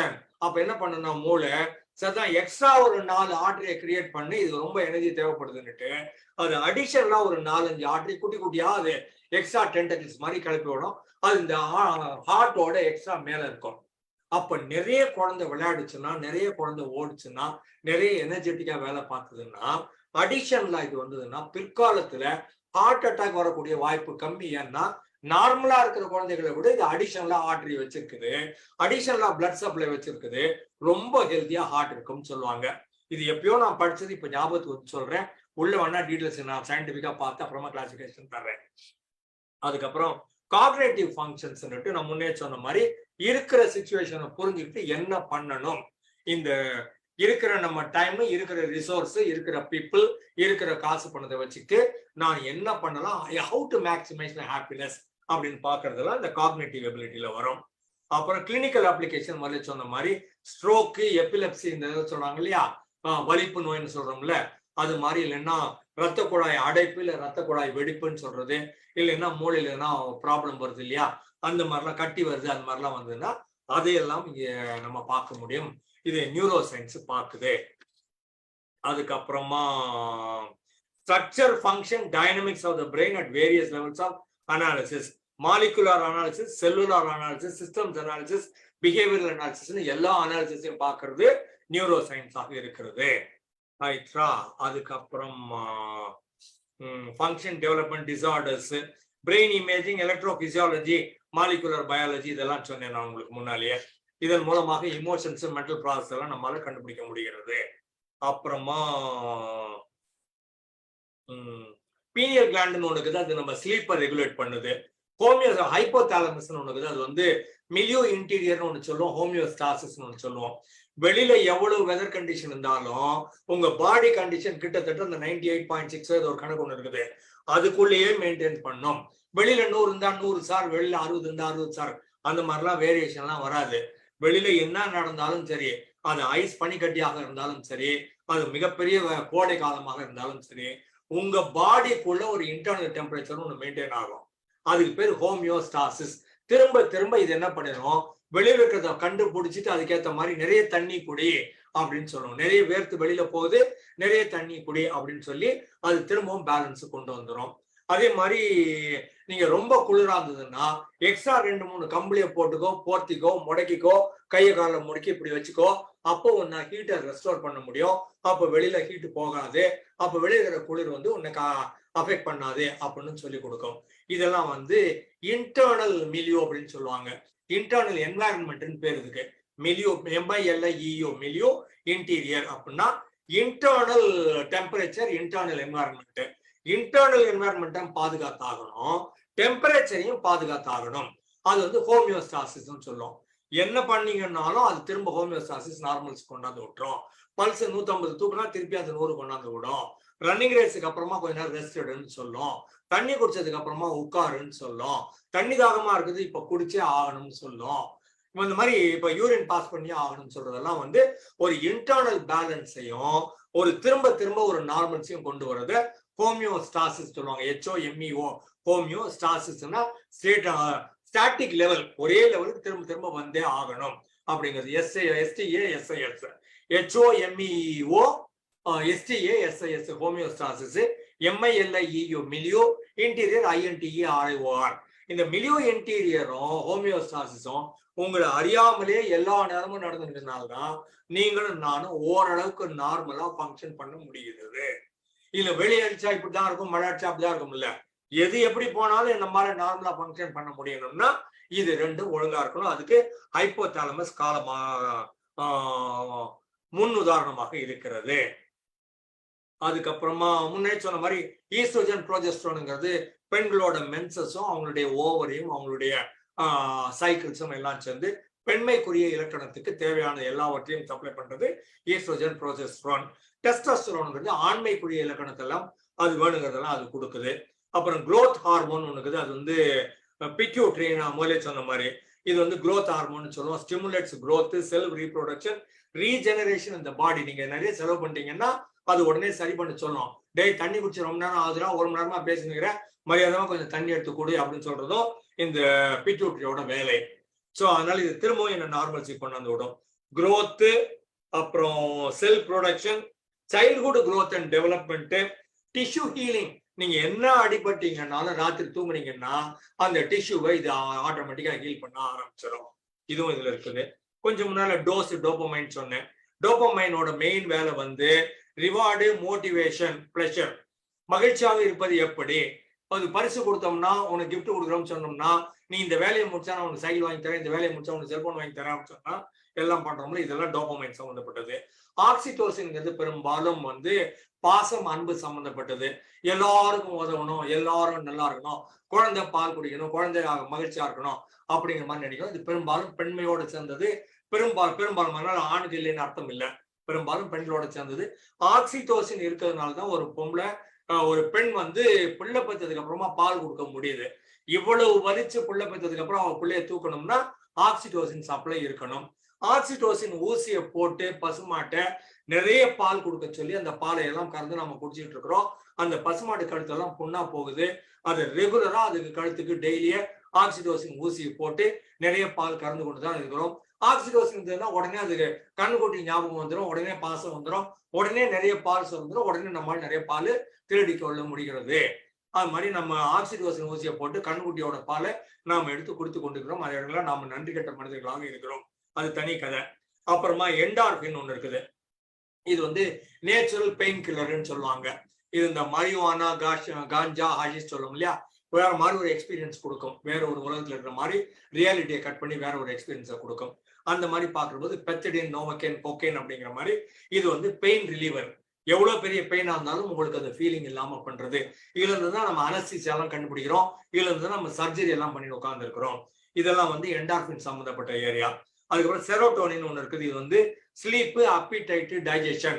உங்களுக்கு பசி எடுக்கணும், பசிச்சதுக்கு அப்புறம் சாப்பிடணும், சாப்பிட்டது செரிக்கணும், அதுக்கப்புறமா நல்லா நீங்க தூங்கணும். உங்களுடைய இயல்பான வேலைகள் எல்லாம் நல்லா தூங்கி எழுந்தீங்கன்னா நல்லா வேலை பார்க்க முடியும், நல்லா வேலை பார்த்தீங்கன்னா நல்லா தூங்க முடியும். இந்த சைக்கிள் எல்லாம் மெயின்டைன் பண்றதெல்லாம் கேட்டீங்கன்னா இதுக்கு பேரு செரோட்டோனின். இந்த டோஸுங்கிறது 4 சேர்ந்து வேலை பார்க்குது. இதை நியூரோ சயின்ஸ் ரெக்கக்னைஸ் பண்ணி இதுல ப்ராப்ளம் இருந்ததுன்னா சரி பண்றது எப்படி அப்படின்னு பாக்குறதுலாம் நியூரோ சயின்ஸோட வேலையாக இருக்கிறது. ரைட்டா? அதுக்கப்புறமா ரெட்டிகுலர் ஆக்டிவேட்டிங் சிஸ்டம், RAS ஒண்ணு இருக்குது. இது சர்வைவல் சம்பந்தப்பட்டது. மூளையோட பேஸ் ஏரியால இருக்குது. இது இந்த மூளையையும் இந்த தண்டுவடத்தையும் சேர்க்கிற மாதிரி இந்த பேஸ் ஏரியால இருக்குது. இந்த ரெட்டிகுலர் ஃபார்மேஷன்ங்கிறது என்ன பண்ணோம்னா இது அரோசல், வேக்ஃபுல்னஸ், அட்டென்ஷன் எல்லாத்தையும் இதுதான் பார்க்குது. முடிச்சு இரு, நல்ல விழிப்புணர்வோட இரு, சுத்தி வரை என்ன நடக்குதுன்னு தெரிஞ்சுக்கோ. 4 பேர் அடிக்க வர்றான்னா நம்ம ஹீரோ அலர்ட் ஆர்ப்பார்ல, அந்த மாதிரி சுச்சுவேஷன்லாம் RASங்கிற ரெட்டிகுலர் ஆக்டிவிட்டி சிஸ்டம் கொடுக்குது. அப்பதான் உங்களால உங்களை காப்பாற்றி கொள்ள முடியும். அதுக்கப்புறம் உங்களுக்கு எது கொடுக்கலாம், எந்த இன்ஃபர்மேஷன் கொடுக்க வேண்டாம்ங்கிற முடிவை இந்த RAS அப்படிங்கிறது எடுக்கும். Reticular activating system, RETICULAR, reticular activating சிஸ்டம்ங்கிறது இந்த மூளையோட கீழ்ப்பகுதியில இருக்குது. இது உங்க சர்வைவலுக்கு உதவுது. இது சிச்சுவேஷனை புரிஞ்சு கொள்ளவும் உதவுகிறது. அதுக்கப்புறம் உங்களை ஆக்டிவேட் பண்ணி விடுது. அதுக்கப்புறம் தேவையில்லாத இன்ஃபர்மேஷன் எல்லாம் கட் பண்ணிடும். எல்லாத்தையும் இன்னத்துக்கு போட்டு பாக்குற, முக்கியமான ஃபைல் எதுவும் அந்த ஒரு ஃபைல மட்டும் பாரு. உனக்கு ரிஸ்க்னா அதை மட்டும் கவனி. உனக்கு ரொம்ப ஹாப்பினஸ் கொடுக்கும்னா அதை மட்டும் கவனி. உனக்கு ரிஸ்க்கும் கிடையாது, ஹாப்பினஸும் கிடையாதுன்னா அது என்னத்தை கவனிக்கிறது. இப்ப நம்ம 2 பேர் பேசி உட்காந்துருக்கிறோம், நான் பேசுறேன், நீங்க கேட்கறீங்க, ஏசி ஓடின்னு தான் இருக்குது, பக்கத்துல அவங்க யாரோ வெளில பேசிட்டு தான் இருக்கிறாங்க, அது என்ன டிஸ்டர்ப் பண்ணாது. நான் கொஞ்சம் ஃபோக்கஸ் அட்டென்ஷன் இப்படி பார்த்தேன்னா ஆமாங்க ஏசில இருந்து கொஞ்சம் சவுண்ட் வந்து தான் இருக்குது அப்படின்னு பாக்குறேன். அப்ப அது எனக்கு தேவையில்லை, கட் பண்ணிடுது. கிட்டத்தட்ட 100க்கு 90, 95 இன்ஃபர்மேஷன் அது கட் பண்ணிட்டு ரெட்டிகுலர் ஆக்டிவேட்டிங் சிஸ்டம் உங்களுக்கு முக்கியமான 5 இன்ஃபர்மேஷன் மட்டும் கொடுக்கும். வேர்க்குது, குளிருது, சவுண்டு வருது, பிடிக்குது, பிடிக்கல, அடிப்பான், டேஞ்சரு, ஓடிடு, திருப்பி போட்டு அடி, இது எல்லாத்தையும் சொல்றது வந்து ரெட்டிகுலர் ஆக்டிவேட்டிங் சிஸ்டம். அதுக்கப்புறம் ஸ்லீப் வேக் சைக்கிள்னுட்டு தூக்கமா வருதுன்னு சொல்றீங்கல்ல, அந்த நேரத்துக்கு நீங்க ரெஸ்ட் எடுத்தாதான் உடம்பு சரியா வரும். தூக்கமா வருது, இல்ல நான் கார் ஓட்டுறேன், வண்டி ஓட்டுறேன், பஸ் ஓட்டுறேன், அதுலதான் பல நேரங்களில் ஆக்சிடென்ட் ஆகுது. அந்த டிரைவருக்கு ஒழுங்கா சாப்பாடு போடுறதும் கிடையாது, இந்த டிரைவர் ஒழுங்கா தூங்க விடுறதும் கிடையாது. அதுக்கப்புறம் அவனை பஸ்ஸை ஓட்டு, காரை ஓட்டுன்னு சொன்னீங்கன்னா அவங்க முன்னாடி மரத்துல ஓட்டுறான், இல்லைன்னா எதில் போடுற கார் வண்டி மேல விட்டுறான். அதனால ஸ்லீப் வேக் சைக்கிள்னு இருக்குது. இந்த நேரம் ஆச்சுன்னா உனக்கு போதும், தூங்கியாச்சு, எழுந்துருன்னு அதுதான் சொல்லும். இதுக்கு மேல வேலை பார்க்காத, உன்னால கவனிச்சு வேலை பார்க்க முடியாது, மரியாதையா போய் ரெஸ்ட் எடுத்து தூங்கு அப்படிங்கிறதையும் அதுதான் சொல்லுது. அதுக்கப்புறம் அட்டென்ஷன், அரோசல், ஸ்லீப் பேட்டர்ன் இதெல்லாம் இதுக்குள்ள இருக்குது. அதனால ஓவராலா ரெட்டிகுலர் ஆக்டிவேட்டிங் சிஸ்டம் உங்களை வேலை பார்க்க வைக்குது, உங்க ரெஸ்ட் எடுக்க வைக்குது, உங்களை உயிரோடையும் வைத்துக் கொள்ளுகிறது. அதனால RASல ப்ராப்ளம் இருந்தா நமக்கு ப்ராப்ளம் இருக்கும்னு சொல்லுவாங்க. அப்புறம் பிரெயின் ஸ்டெம்லயே இன்னொன்று லிம்பிக் பிரெயின் ஒன்று இருக்குது, ரெப்டைல் பிரெயின் ஒன்று இருக்குது, பிரெயின் ஸ்டெம்னு ஒன்று இருக்குது. இதெல்லாம் இந்த RASக்கு பக்கத்துல இருக்கிற கூட சேர்ந்து இருக்கிற ஃபங்க்ஷனாலிட்டி. அதனால ஓவராலாக சொல்ல வந்தது என்னன்னு கேட்டீங்கன்னா, பிரெயின் அப்படின்னு ஒண்ணு தலைக்குள்ள இருக்குது, மண்டை ஓட்டுக்குள்ள இருக்குது, ரைட்டு. அது கூடவே சேர்ந்து நம்முடைய நர்வஸ் சிஸ்டம்னு ஒண்ணு ஸ்பைனல் கார்டுக்குள்ள இருக்குது, தண்டுவடத்துக்குள்ள இருக்குது, முதுகெலும்புக்குள்ள இருக்குது, ரைட்டு. தண்டுவடத்தையும் தாண்டி உடம்பு முழுக்க நரம்பு மண்டலம் போகுது, அதெல்லாம் தண்டுவடத்துக்கு கொண்டாந்து கொடுத்துருது. தண்டுவடம் இதை வாங்கி உங்களுக்கு தலைக்கு கொடுக்குது, தலை வந்து திரும்பவும் தண்டுவடத்துக்கு முதுகெலும்பு கொடுக்குது, இங்க இருக்கிற நரம்பு எடுத்துட்டு போய் உடம்பு முழுக்க கொடுக்குது. இதெல்லாம் சேர்ந்ததுக்கு பிறகு நர்வஸ் சிஸ்டம். இது வந்து நியூரோ சயின்ஸ்ன்னு சொல்றோம். இதுல இருக்கிற பதிவுகளும் எக்ஸ்பீரியன்சஸும் உணர்வுகளும் திங்கிங் பேட்டர்னும் எல்லாத்தையும் சேர்த்தீங்கன்னா அதுக்கு பேரு psychology.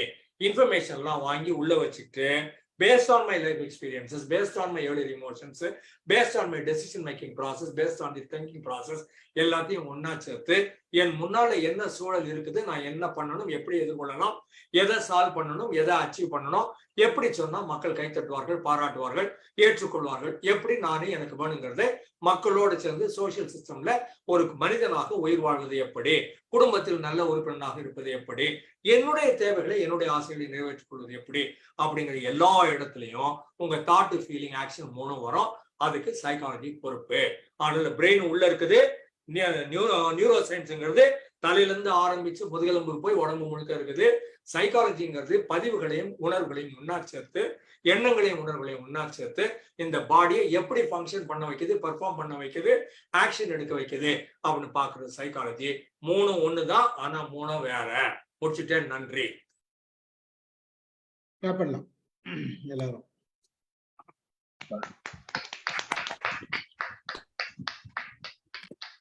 Welcome. Thank you very good sir. ஆளே வருவன் சார், தனியா உங்களுக்கு ஸ்பெஷலா தட்டிட்டாரு. சிவகுமார் சார் பேசுங்க. சார் தலைக்காம படிக்கிறாரு, தலைக்காம சொல்லி தர்றாரு சார். மைண்ட் தான் சார் ஏத்துக்க மாட்டேங்குது. ரொம்ப பிரமாதமா சரியா லெக்சர் கொடுக்குறீங்க. அப்பா எழுது ஆனந்தலட்சுமி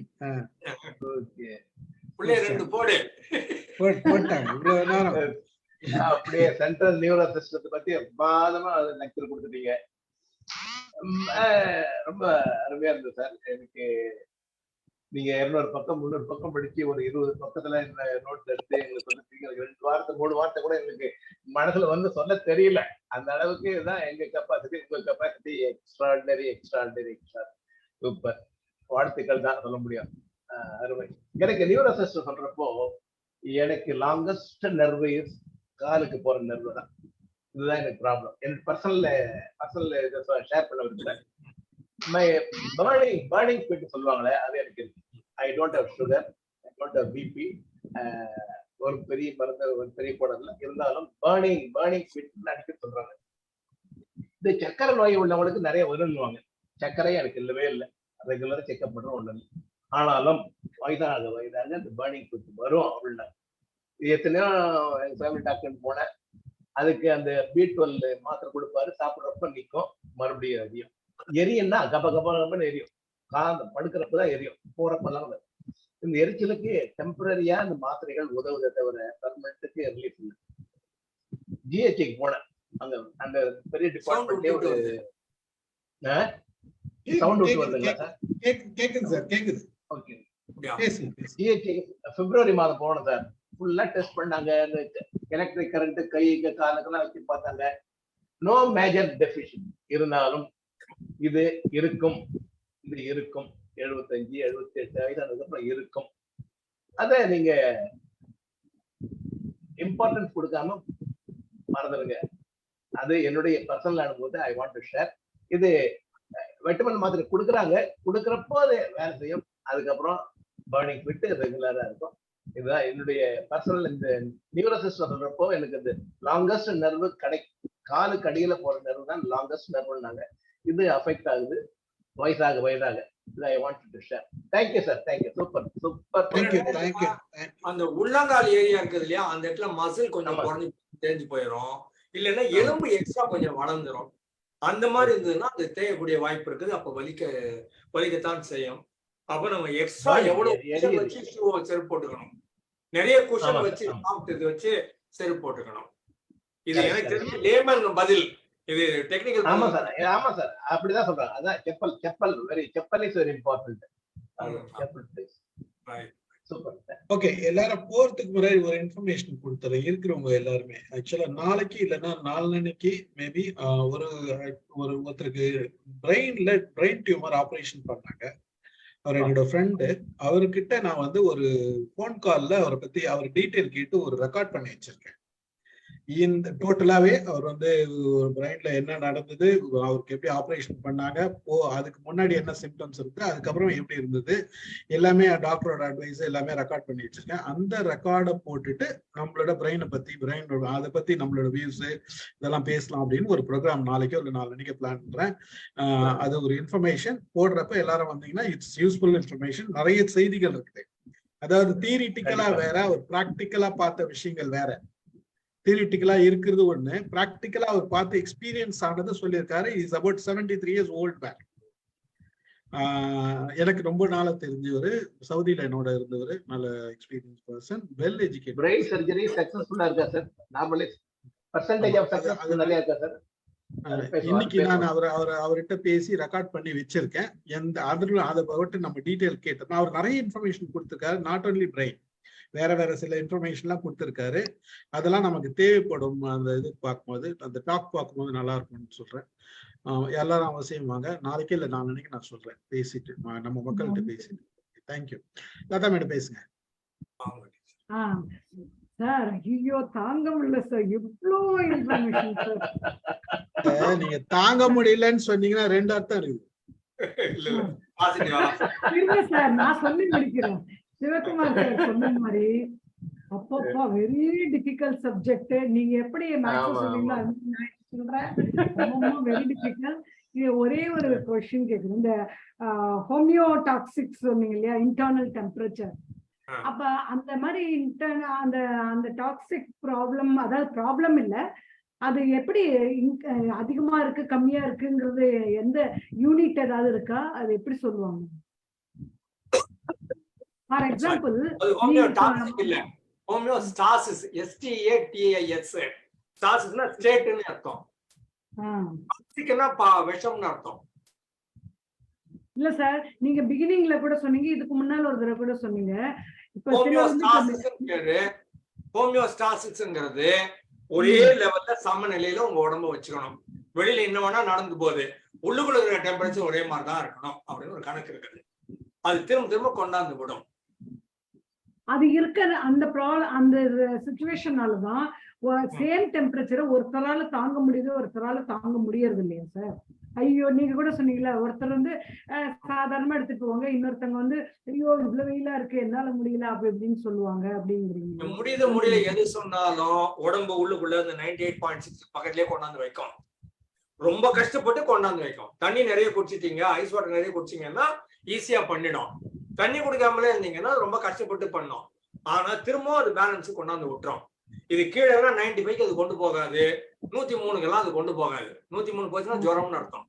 அதனால எப்பவுமே நீங்க எந்த இடத்தில் எப்படி இருந்தாலும், irrespective of the circumstances, சூழ்நிலை, சரௌண்டிங்ஸ் சொல்லுவோம், அது எப்படி இருந்தாலும் உள்ளுக்குள்ள இருக்கிற டெம்பரேச்சரை அது மெயின்டைன் பண்ணிக்கிட்டே தான் இருக்கும். அதனாலதான் டாக்டர் எப்பவுமே வந்த உடனே நாக்கு கீழே தெர்மாமீட்டர் வச்சு பார்த்து என்னன்னு சொல்றாங்க, முக்கியமான இண்டிகேட்டர். உள்ளுக்குள்ள இருக்கிறது பேலன்ஸ்ல இருக்குதா இல்லையான்னு உங்களுக்கு தெரியுதுதான் தெர்மாமீட்டர் வைக்கிறாங்க. அதுக்கப்புறம் பல்ஸ் எப்படி ஓடுதுன்னு பாக்குறதுக்காக இது. கண்ணுக்கு பிளட் சப்ளை ஒழுங்கா இருக்குதா அப்படிங்கிறது இப்படி பார்ப்பாங்க. நாக்குக்கு பிளட் சப்ளை ஒழுங்கா இருக்குதா நாக்கை நெட்டி சொல்லி பார்ப்பாங்க. அதுக்கப்புறமா பிபி ஒன்று போட்டு பிளட் பிரஷர் ஒழுங்கா போகுதா அப்படின்னு பார்ப்பாங்க. சோ இதெல்லாம் வந்து இண்டிகேஷன்ஸ். இது தெர்மாமீட்டர் வைக்கிறது உங்க உள்ளுக்குள்ள இருக்கிற டெம்பரேச்சர் ஒழுங்கா இருக்குதா அப்படிங்கிறது. தமிழ் நெத்தியில இப்படி தடவி பார்த்து கண்டுபிடிச்சும் பண்ணுவாங்க. இன்டர்னல் மில்யூங்கிறதும் இதே மாதிரி என்ன ஆனாலும் உடம்புக்குள்ள பேலன்ஸ்ல இருந்தே ஆகணும். இன்டர்னல் மெக்கானிசம்னு பேரு, இன்டர்னல் என்வாயன்மெண்ட்னு பேரு. அந்த இன்டர்னல் என்வாயன்மெண்ட் எப்பவுமே நார்மலா இருக்கணும். சாப்பாடு போட்டா டைஜஸ்ட் பண்ணிட்டு நார்மலா இருக்கணும். எனக்கு சாப்பிடாமலே இருந்தாலும் பட்னியா இருந்தாலும் நார்மலா இருக்கணும். அது எப்படியுமே அது நார்மலா இருக்கிறதுக்கு என்ன பண்ணலாம் அப்படின்னு பார்க்கும். அது வந்து மிலியூ இன்டீரியர்னு சொல்லுவோம், ஹோமியோஸ்டாசிஸ் சொல்லுவோம். 2 ப்ராசஸ் இருக்குது. 2 ப்ராசஸையும் இந்த மூளை தான், நியூரோ சயின்ஸ் தான் ரெகுலேட் பண்ணுது. இந்த வீடியோ கேம்ஸ் விளையாடுறது எல்லாம் பிரெயின் ஃபங்க்ஷன் இன்க்ரீஸ் ஆகுமா இல்ல குறைக்குமா சார்? குழந்தைங்க வீடியோ கேம்ஸே விளையாடுறாங்க, அவன் போட்டுட்டே இருக்கான்ல, கோவம் வர அவனுக்கு சுடணும், கொண்டுனே இருக்கணும், ஜம்ப் பண்ணினே இருக்கணும், ஓடினே இருக்கணும். அது எல்லாம் பம்ப் பண்ணி அந்த அட்ரினல் பம்பிங் ஆகி கார்டிசால் பம்ப் ஆகி அவன் டென்ஷன்லயே இருப்பான், கீழே வரமாட்டான். ரொம்ப தப்பு அது. அவங்க திரும்ப நார்மல்சிக்கு வரது ரொம்ப கஷ்டம் அவங்க எல்லாம். அதான் அடிக்ஷன் ஃபார்மேஷன் சொல்றது. இனிஷியலா த்ரில்லுன்னு ஆரம்பிச்சிருவாங்க, அப்புறம் மாட்டிக்குவாங்க, வெளில வர முடியாது. அந்த ஹைலியே இருந்தாலும் நார்மல்சின்னு ஒண்ணு இல்லாமலே போயிடும். அவங்களுக்கு ஹையா இருக்கிறதா நார்மல் ஆகிற போதுதான் மிகப்பெரிய ப்ராப்ளம் ஆயிடும். ஸ்பெஷல் சில்ட்ரன் சொல்றதா சார்? இல்ல, அவங்க அடிக்டட் பீப்புள். ஏதோ ஒரு இடத்துல addiction, gambling addiction, game addiction, liquor addiction, nicotine addiction, sex addiction, நிறைய அடிக்ஷன் இருக்குது. இந்த மாதிரி அது இல்லாம உயிர் வாழ முடியாது. அப்பதான் அவங்க எல்லா தப்பும் பண்றது. Okay, thank you. சசிகலா பேசுறீங்களா? சாரோட நியூரோ சயின்ஸ் கிளாஸ் அட்டெண்ட் பண்ணாலே வந்து டோபமைனா, ஆக்சிடாசின், எண்டோர்பின் சொல்லிட்டு ஒரு மெடிக்கல் காலேஜுக்குள்ள போன மாதிரி ஆயிடுது நம்மளுக்கு. அது கேட்கும் போதே ஆக்சுவலா அந்த மெடிக்கல் காலேஜ் ஸ்டூடெண்ட் மாதிரி ஒரு ஃபீல் வந்தது. சார் வந்து இந்த ஆக்சிடாக்சினுக்கு வந்து ஒண்ணு சொல்லுவாரு, பாசம் சம்பந்தப்பட்ட அம்மாங்களுக்கு எல்லாம் அது நிறைய சுரக்கிறதுனால பாசம் பாசன்னு ஏமாத்துறாங்கன்னு சொல்லுவாரு. அதை விட்டுட்டாரு ஆக்சுவலா சொல்லும் போது. இப்போ ரொம்ப நல்லா இருந்துச்சு, நல்லா இருந்துச்சுங்க sir. Thank you, very useful. Thank you. Renu Renu Renu Helen Helen பேசுறீங்களா? ஹெலன் பேசுறோம் சார். நான் பேசுறேன். ஆக்சுவலா வந்துட்டு என்னோட சார்ஜ் போட்டிருந்த மொபைல்ல நான் எழுந்து வந்து இந்த பக்கத்துல மியூட் ரிலீஸ் பண்றதுக்குள்ள, ஏன்னா சசி சொன்ன உடனே நான் சொன்னாதான் அது நல்லா இருக்கும். ஏமா அவரே மறந்தா கொஞ்சம் விட்டுடுமா. இல்ல அப்பப்ப ஞாபகப்படுத்திக்கிட்டே இருக்கணும். ஆமா, அவரு மறக்கல, சொல்லி சொல்லி சலிச்சு அவர் போச்சு. எப்பவுமே ரிப்பீட்டடா சொல்ற விஷயம் அது. ஆமா, நைஸ் நேர்ல செஷன் சார். பார்த்தா அவருக்கு இதெல்லாம் சொல்ல தோணும். இப்ப என்ன தெளிவா ஒண்ணுன்னா, சொல்லிருந்தா, தாய்மை என்பது ஆமா. மிகப்பெரிய பொம்மாத்து, ஏமாற்று. தாய்மைன்னு ஒண்ணும் கிடையாது. ஆக்சிடோசின் தான் எஸ், தாய்மை. ஆக்சிடோசின் எடுத்துட்டீங்கன்னா தாய்மைங்கிற ஒரு மனம் கிடையாது. ஓகே. ஹெலன் நீங்க பேசுங்க, நான் அப்புறமா பேசுறேன். Sorry to interrupt. சரி வாங்க. Thank you ma'am. Sir good evening sir. ரொம்ப நல்லா இருந்தது. அன்னைக்கு இங்கிலீஷ் செஷனும் நான் அட்டன் பண்ணேன். தமிழ் செஷன் இன்னைக்கு அட்டன் பண்றேன். ரொம்ப அருமையா இருந்தது. ஆனா சொல்றதுக்கு வார்த்தை கிடையாது. எல்லாருமே வந்து பாத்தீங்கன்னா ஒரு லாங்குவேஜ்ல தான் ரொம்ப எஃபிஷியன்ட்டா இருப்பாங்க. Either English or Tamil. நான் பார்த்த வரைக்கும். ஆனா நீங்க வந்து 2 லாங்குவேஜ்லயுமே 100 more than 100% I can say. Too much efficient. The ideal, there is no ideal machine in this world. ஆனா நான் பார்த்ததில்ல. ஐடியல் பர்சன் ஆக்சுவலி 100% மேல ரொம்பவே நல்லா சொன்னீங்க 2 லாங்குவேஜ்லயும். அது வந்து ரியலி இட்ஸ் ஆசம் சார். வேற ஏதாவது லாங்குவேஜ் உங்களுக்கு தெரியுமான்னு தெரியல. தெரியும் இந்தியில கொஞ்சம் கட்டவர்த்தெல்லாம் தெரியும். நிறைய தெரியும், ஆனா பேச மாட்டேன். Okay sir. ரொம்ப சந்தோஷம். நல்லா இருந்தது சார். இனி வர மீட்டிங்ஸ்க்குலாம் தொடர்ந்து நான் அட்டெண்ட் பண்ணுவேன் நினைக்கிறேன். எனக்கு லிங்க்ஸ் மட்டும் கொஞ்சம் ஷேர் பண்ணுங்க சார். கண்டிப்பா நான் ஷேர் இது பண்றேன். அப்புறம் நீங்க சொன்னீங்க அந்த நம்பர் எழுதி போடுங்க. உங்க நம்பர் போடுங்க. சரி சார். Okay sir. சாட்ல எழுதிட்டீங்கன்னா அதுக்கப்புறம் அந்த சர்ஜரி சொன்னீங்கல்ல, பிரெயின் சர்ஜரி, அந்த இது கூட கண்டிப்பா அட்டெண்ட் பண்றேன் சார் நான். நீங்க நம்பர் போடுங்க, நம்ம பேசுவோம். சரி sir. Thank you. Thank you sir. Thank you very much. Superb session sir. Wonderful. Thank you. Biren பேசுறீங்களா? Yes sir. ஆலைவர்மன் சார் பேசின பிறகு பேசுறீங்களா? ஆலைவர்மன் சார் பேசுறேன். வாங்க சார், ஆலைவர்மன் சார். ஐயா வணக்கம். வணக்கம் ஐயா. ஒரு கவிதை சொல்லுங்க. நம்ம தளத்துல மைண்ட் யுவர் மைண்ட், நீங்க மைண்ட தொட்டுட்டாரு ஐயா. எல்லாத்தையும் ஓபன் பண்ணி காட்டிட்டார். இது நம்மளுக்கு ரொம்ப மிகப்பெரிய இது வருது. ஒரு 2 சந்தேகம் கேட்கணும், அதை நிறைவுல கேட்டுக்கிறேன். இன்னொன்னு இந்த செவியை பத்தி ஐயா சொன்னாரு. அது ரொம்ப நாளா ஒரு 10 ஆண்டுகளாக எனக்கு குழப்பத்துல இருந்தது. அது தெளிவு பெற்றது. சாதாரண மட்டமான தரையில வந்து காலை இடிச்சுக்கிட்டாங்கன்னா, ஐயோ நான் சரியா பார்க்கல, சரியா நடக்கலன்னு சொல்லுவாங்க. அது செவியோட ஃபால்ட்டுன்னு ஒரு டாக்டர் சொன்னாரு, ஒரு இஎன்டி டாக்டர். அந்த செவி வந்து ஒரு நடக்கும்போது தலையடிக்கணும்னு நினைச்சேன்னா நீ சரியா நடக்க முடியாது.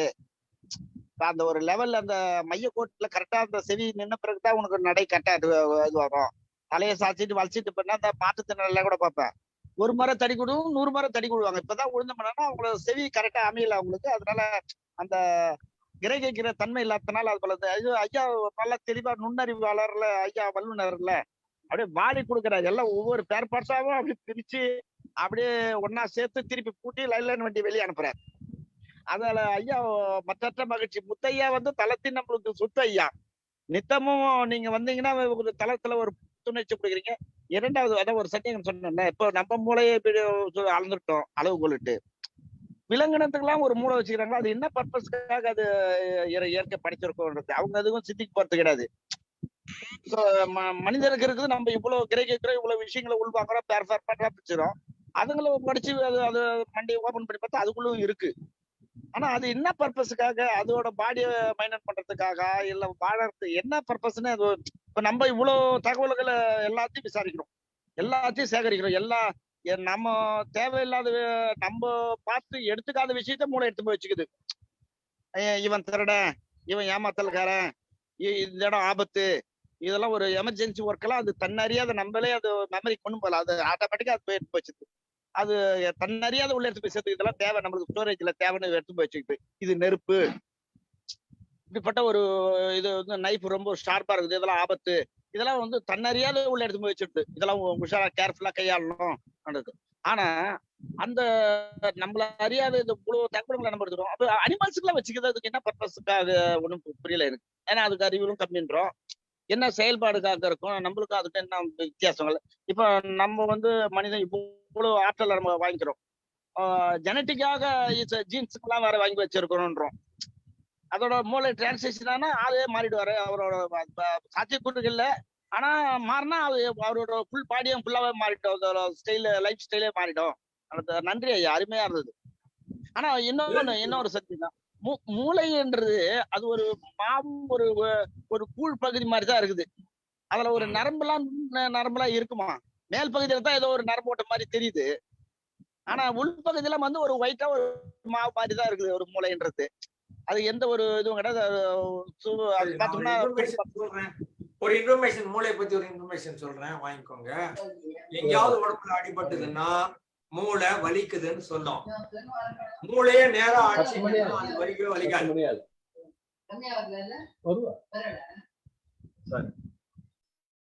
மூளைக்கு வலிக்கவே வலிக்காது. மூளையில நரம்பு கிடையாது. மூளைக்கு சென்சிட்டிவே கிடையாது.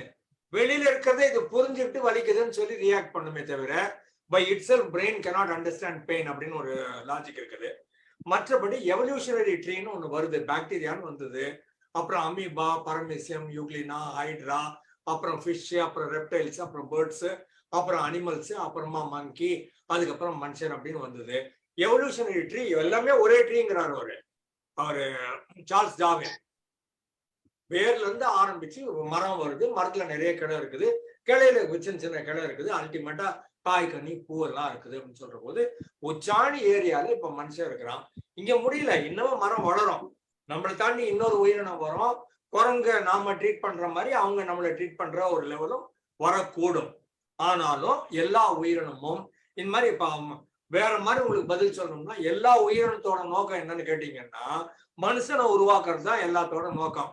ஒவ்வொரு ஸ்டெப்பா வளர்த்து மனுஷனோட நோக்கம் என்னன்னு கேட்டீங்கன்னா, இன்னொரு உயிரினத்தை உருவாக்குறது தான் நம்முடைய நோக்கம். அதுக்கு நாம ஒர்க் பண்ணிட்டு இருக்கிறோம் அப்படின்னு எடுத்துக்கலாம். அதனால அடிப்படையில உயிரினம் அப்படின்னு சொன்னா, ஒரு உயிர் அப்படின்னு ஒண்ணு சொன்னீங்கன்னா, அது வந்து 1 நகரும், 2 வளரும், 3 அது இணை கண்டுபிடிக்கும், 4 அது செக்ஸ் வச்சுக்கும், 5 அது குழந்தை பெற்றுக்கும், 6 அந்த குழந்தைய பாதுகாக்கும், 7 அந்த குழந்தைய தன்னைத்தானே பாதுகாத்து கொள்ள இல்ல வேட்டையாட கத்துக் கொடுக்கும், அதுக்கப்புறம் அது செத்துப்போம். இது வந்து எல்லா உயிருக்கும் உண்டு. அது எந்த உயிரினமா இருந்தாலும் சரி, இதெல்லாம் உண்டு. நகரும், வளரும், இணை கண்டுபிடிக்கும், செக்ஸ் வச்சுக்கும், சரி குழந்தை பெற்றுக்கும், குழந்தையை பாதுகாக்கும், தன்னைத்தானே பாதுகாத்து கொள்ள உணவு தேடிக்கொள்ள கத்துக் கொடுக்கும், அதுக்கப்புறம் இது செத்துப்போம்.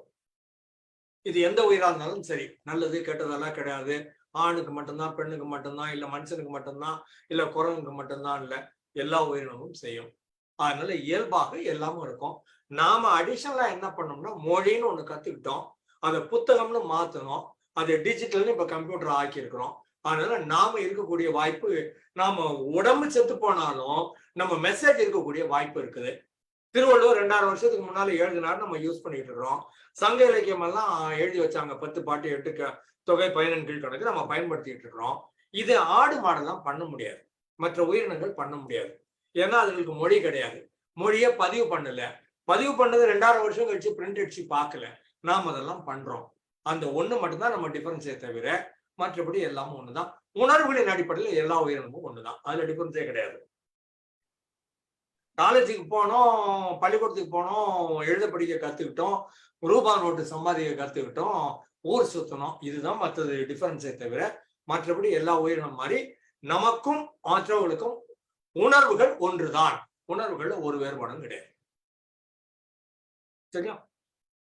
வேறு யார்? வாங்க வேணு பேசுறீங்களா? பிசியோ பாலச்சந்திரன் பேசுறீங்களா? பிசியோ பாலச்சந்திரன் பேசுறீங்களா? இல்ல சார் நான் பேசுறேன் சார். ஹலோ சார், நான் பேசுறேன் sir. Good evening sir. Good evening sir. உங்களை பத்தி physiotherapist sir, physiotherapist Balachandar sir. திருச்சிராப்பள்ளியில இருக்கேன். பீடியாட்ரிக் ரீஹாபிலிட்டேஷன் ஸ்பெஷலிஸ்டா இருக்கேன் சார். இங்க சூப்பர். என்னோட சீனியர் மிஸ்டர் ஹரிஓம் சார், அவர் தான் இந்த கான்டாக்ட் கொடுத்தாரு இன்னைக்கு எனக்கு. அவரு என்னோட குரு மாதிரி, அவர் மூலியமா தெரிஞ்சுக்கிட்டேன். நான் இன்னைக்கு அட்டன் பண்ணும்போது எனக்கு ரொம்ப சர்ப்ரைசிங். எப்படி சொல்றது, இந்த மாதிரி ஒரு 1 ஹவர்ல வந்து இவ்வளவு பெரிய விஷயத்த வந்து ரொம்ப கன்சைஸ்டா எல்லாத்தையும் கலெக்ட் பண்ணி ஒன்னோட ஒண்ணு தொடர்பு படுத்தி நான் அட்டன் பண்ண இதான் என்னோட ஃபர்ஸ்ட் எக்ஸ்பீரியன்ஸ். அதான் வெரி டிலைட்டட் சார். ஜஸ்ட் இப்பதான் ஒரு மெசேஜ் டைப் பண்ணிட்டு இருந்தேன். I would like to join in all your future presentation sir. நான் பிசியோதெரபி முடிச்சுட்டு டிஸ்டன்ஸ் மோட்ல வந்து சைக்காலஜி பண்ணியிருக்கேன். அதனால நீங்க சொன்னது எல்லாமே எனக்கு என்னோட ஃபீல்ட் ரிலேட் பண்ணி psychology and physiotherapy aspect, movement, every thing, sensation, emotions, perception, what ever thing, actions, அந்த ஹியூமன் மைண்ட் பத்தி பேசுனது எனக்கு ரொம்ப இன்ட்ரெஸ்டிங்கா இருந்துச்சு sir. Thank you so much sir. நான் ஃபியூச்சர் பிரசன்டேஷன்ஸ் எல்லாமே ஜாயின் பண்ண விரும்புறேன் சார். எப்படி சார் கான்டாக்ட் பண்றது அவங்க? உங்க நம்பர் சொல்லுங்க. நம்பர் சொல்லுங்க. 9600 9600 970 970 232. 232. Okay okay right. உங்களுக்கு நான் தகவல் அனுப்பேன். Sir thank you so much sir. Okay thank you very much. அவ்வளவுதான். ஐ திங்க் முடிச்சிட்டாங்கன்னு நினைக்கிறேன். ரேணு காணும் தனியா ரேணு பேசலாம். இல்லை, ரேணு போயிட்டாங்க. ஃபினிஷ் பண்ணிக்க முடிச்சுட்டு வந்தோம். முடிச்சுக்கலாம். நான் கொஞ்சம் நான் நிறையவே படிச்சேன். ஒரே ஒரு சின்னது சொல்லுங்க சார். இந்த ஆழ்மனத்தோட தொடர்பு சொல்றாங்களா சார்? ஆழ்மனதோட விசாரணை, ஆழ்மனதோட இது பண்றாங்களே, அது அந்த அளவுக்கு 100க்கு 100 உண்மையானதா? அது சரியானதா? அப்படி மனிதனு உணர்வு இல்லாம ஒரு வார்த்தையை பேச முடியுமா? இவருக்கு நினைவு இல்லாம தகவல் இவரோட மெமரி கார்டுல இருந்து கிரகிச்சு வாங்க முடியுமா? அது சாத்தியக்கூறா? அது அந்த அளவுக்கு எந்த அடிப்படையில ஐயா அது அமையுது? இல்ல, நீங்க கொஸ்டின் முதல்ல கேட்டது ஆழ்மனத்தை பத்தி, அது சரியா கேட்கல. அது என்னன்னு கரெக்டா கேளுங்க. ஆழ்மனம்னு ஒண்ணு இருக்குது. ஆழ்மனம் நம்மை வழி நடத்துகிறது. இப்போ உங்களுக்கு ப்ளூ கலர் பிடிக்கும் இல்ல ரெட் கலர் பிடிக்காது அப்படின்னா அது ஆழ்மனத்துல இருக்குது. உளவுத்துறையில ஒரு இவர் நினைவு எழுந்திருக்கும்போது, இவர் தூங்கிட்டு இருக்கும்போது அவர் வந்து விசாரணை பண்றாங்களா? ஒரு அது ஒரு அமைப்பு ஒண்ணு இருக்கு. அது தூக்க நிலையில அவர்கிட்ட இருந்து விசாரணை வாங்குறாங்களாங்க ஐயா? அது வந்து ட்ரூத் சீரம்னு சொல்லுவாங்க. அத உண்மையை வெளியில கொண்டு வரதுக்கான திரவம், அது லிக்விட்னு வச்சுக்கோங்களேன். ட்ரூத் சீரம் வாங்க. அது சோடியம் அமிட்டால்னு சொல்லுவாங்க, சோடியம் பென்டத்தால் சொல்லுவாங்க. AMOETAL அமிட்டால். இது பென்டத்தால் PENTATHOL. சோடியம் அமிட்டால் சோடியம் பென்டத்தால் கொடுத்தோம்னா அந்த ஆர்டரி எல்லாம் லூசன் ஆயிரும். முதல்ல அவங்க குற்றம் பண்ண ஆளு பண்ணாரான்னு கண்டுபிடிக்கிறதுக்காக அவங்க என்ன பண்ணுவாங்க, இயல்பா நார்மலா ஒரு 10 கேள்வி கேட்பாங்க. நீங்க சாயங்காலம் 7 மணிக்கு MOM அட்டன் பண்ணுவீங்களா? இங்கிலீஷ் ப்ரோக்ராம் அட்டன் பண்ணுவீங்களா? தமிழ் ப்ரோக்ராம் அட்டன் பண்ணுவீங்களா? இந்த டாபிக் பிடிக்குமா? அந்த டாபிக் பிடிக்குமா? உங்க அப்பா பேர் என்ன? அம்மா பேர் என்ன? பள்ளிக்கூடல என்ன படிச்சீங்க? உங்க ஃப்ரெண்டு பேர் என்ன? இது மாதிரி இயல்பா ஒரு 20 கேள்வி கேட்பாங்க. 20க்கும் எலக்ட்ரோட்ஸ் வச்சு அது எப்படி ஓடுதுன்னு பாத்துருவாங்க. அதுக்கப்புறம் சண்டே அன்னைக்கு சாயங்காலம் 6 மணிக்கு நீ என்ன பண்ணிருந்தான்னு கேட்பாங்க. ஐயோ மாட்டினே அப்படின்னு நினைப்பான் பாருங்க. பட் ஆல் நீங்க பல்ஸ் மேல ஓடும், பிபி எகிறோம், ஒரு மசில் டோன் மாறும். அப்போ அது எங்க ஒரு இடத்துல அந்த கோடு எக்ஸ்ட்ரா மாறும். அப்போ சரி ஒரு மாறுது அப்படின்னு கண்டுபிடிப்பாங்க. இது சத்தியமா போயின்னு அர்த்தம் இல்லை, ஆனா இயல்பான நிலையில இருந்து வேற ஒண்ணு மாறுது. அப்ப திருப்பி ஒரு 5-6 நார்மல் கேள்வி கேட்டு திருப்பி இன்னொரு ஷாக்கிங்கா ஒரு கேள்வி கேட்பாங்க. எப்பப்பெல்லாம் அந்த கேள்விக்கு இது வேற மாதிரி ஒரு அந்த அலைவரிசை ஓடுதோ, ரெக்கார்டிங் வருதோ, அதன் மூலமாக இவர் பொய் சொல்றாரு அப்படின்னு கண்டுபிடிக்க முடியும். அதுக்கு அந்த ட்ரூத் சீரம்னு சோடியம் அமிட்டால் பென்டத்தால் உதவும். இல்லைன்னா நம்ம ஹிப்னடைஸ் பண்ணி கேட்டாலும் உதவும். அப்ப ஆர்டரிஸ் எல்லாம் லூசனப்பா இருக்கிற போது, உடம்பு மசில் எல்லாமே தளர்வாக இருக்கிற போது, இந்த மாதிரி ஒரு கேள்வி வந்தா நீங்க பொய் சொல்றதுக்கு நீங்க சில எஃபோர்ட் எடுத்தாங்க. இப்படியே லூசா வச்சிருந்து நீங்க கரெக்டா பேர் சொல்லலாம். என் பேர் முத்தியாராம் நகர், ஆமா சைக்காலஜி பிடிக்கும், ஆமா பேசுறது பிடிக்கும், ஆமா சாயங்காலம் பேசுறேன், இந்த மாதிரி சொல்றதெல்லாம் வந்து இயல்பா வரும். பொய் சொல்றோங்கிற போது நான் ஏதாவது ஒரு இடத்த மாத்தணும். அப்போ முயற்சி எடுக்கணும். முயற்சி எடுக்கிற போது அப்ப தெரியுது, அதனால இவன் மூச்சை மாத்துறான், இல்ல மசில மாத்துறான், இல்லைன்னா டொனாலிட்டியை மாத்துறான், ஏதோ ஒண்ணு மாத்துறான் இந்த ஆள்னு கண்டுபிடிச்சோம்னா அதன் மூலமாக பொய் சொல்லக்கூடிய வாய்ப்பு இருக்குதுன்னு கண்டுபிடிப்பாங்க. இப்போ ஐயா இன்னும் ஒரே ஒரு மன்னிக்கணும், இன்னும் ஒரே ஒரு கேள்வி. இப்போ அலைபேசி வச்சுக்கிறேன், இதுல பேலன்ஸ் வச்சுக்கிறதுனால ஐயா கிட்ட நான் தொடர்பு கொள்றேன். வெறும் அலைபேசி மட்டும் இருந்ததுன்னா ஐயாவோட தொடர்பு கொள்ள முடியாது. இது தொடர்புக்கான ஒரு இருப்பு இருக்கிறதுனால தான் ஐயாவோட தொடர்பு கொள்ள முடிஞ்சு பேச முடியுது. வெறும் அலைபேசி எல்லாம் சார்ஜ் எல்லாம் இருந்து நான் உங்களாண்ட பேச முடியாது. அது ஒரு தகவல். இப்போ என் மனதுல இருந்து உங்களாண்ட என்னோட எண்ணத்தை அனுப்ப முடியுமா? ரெண்டு பேரும் தகவலை பரிமாறிக்க முடியுமா? இது சாத்தியக்கூறா, சாத்தியக்கூறு இல்லையா? எக்ஸ்ட்ரா சென்சரி பர்செப்ஷன் ESPன்னு சொல்லுவாங்க.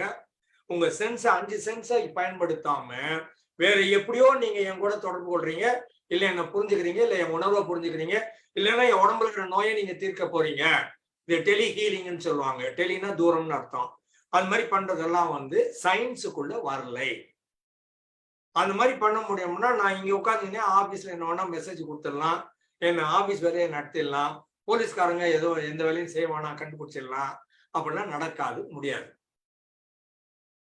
டெலிஹீலிங்னு ஒண்ணு சொல்லுவாங்க. நான் இங்க இருந்து எனர்ஜியை அனுப்பி அமெரிக்கால இருக்கிற ஆளு அவருடைய ப்ராப்ளம் ஹார்ட்ல ப்ராப்ளம் கண்டுபிடிச்சேன், நான் அது எனர்ஜி அனுப்பி ஹீல் பண்றேன்னு சொல்றாங்க. அப்படி இருந்தா உலகத்துல இருக்கிற எல்லா ஹாஸ்பிட்டலையும் மூடிட்டு போயிடலாம்ல. என்னத்துக்கு நம்ம அப்பல்ல வச்சிருக்கிறோம், ICUன்னு வச்சிருக்கிறோம், இந்த வேலையெல்லாம் என்னத்துக்கு செய்வானே? அதெல்லாம் ஒன்றும் ஒர்க் அவுட் ஆகாது. ஏமாத்து செய்தி. ESPன்னு சொல்றது ஏமாத்து செய்தி. அமெரிக்கன் சைக்கலாஜிக்கல் அசோசியேஷனும் அமெரிக்கன் சைக்கியாட்ரிக் அசோசியேஷனும் இந்த ESPயை சயின்ஸ் அப்படின்னு ஒத்துக்கொள்வதில்லை. ஏன்னா இதுக்கு எவிடன்ஸ் கிடையாது, டேட்டாவும் கிடையாது, சொல்றதெல்லாம் போய். அதனால ESP கிடையாது. எண்ணங்களை இந்த மாதிரி பரிமாறிக்கொள்ள முடியாது. உங்க பாடி லாங்குவேஜை பூரா வச்சுக்கிட்டு என்னப்பா கொஞ்சம் டயர்ட் ஆகுறேன்னு கேட்கலாம், என்ன சார் குஷி ஆகுறீங்கன்னு கேட்கலாம், என்ன வம்பு பண்ணிட்டு வந்து நீ குறும்பு பண்ணிட்டு வந்து உட்கார்ந்துருக்குற அப்படின்னு கேட்கலாம். பாடி லாங்குவேஜை பார்த்து இது சில ரீடிங் பண்ண முடியும். ஆனா ஒன்னும் பார்க்காம மெசேஜ் அனுப்புறதெல்லாம் முடியாது. 5 சென்ஸ் இல்லாம எதுவும் டிரான்ஸ்ஃபர் பண்ண முடியாது. ரைட்? நன்றி ஐயா, நன்றி ஐயா, வணக்கம். நான் கொஞ்சம் படிச்சேன்பா, உட்காந்து நம்ம நியூரோ சயின்ஸ்னு கொஞ்சம் படிச்சேன். அது கொண்டு பிரெயினையும் சைக்காலஜியும் கொண்டாந்து மிக்ஸ் பண்ணணும்னு கொஞ்சம் நிஜமாவே கொஞ்சம் ஒர்க் பண்ணேன். அதனால இன்னைக்கு நல்லாவே வந்துச்சு.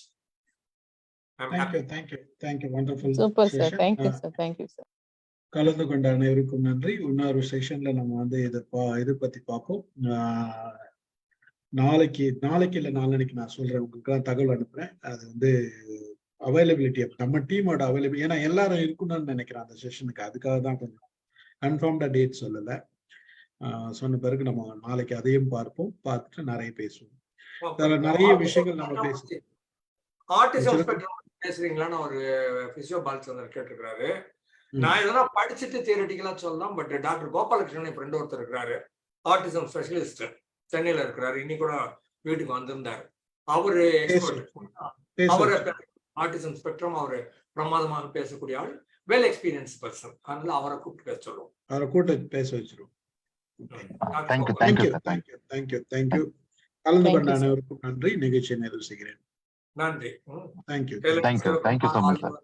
பாலச்சந்திரன், ஸ்டீஃபன் எல்லோருக்கும் நன்றி. முடிச்சுக்கலாம்.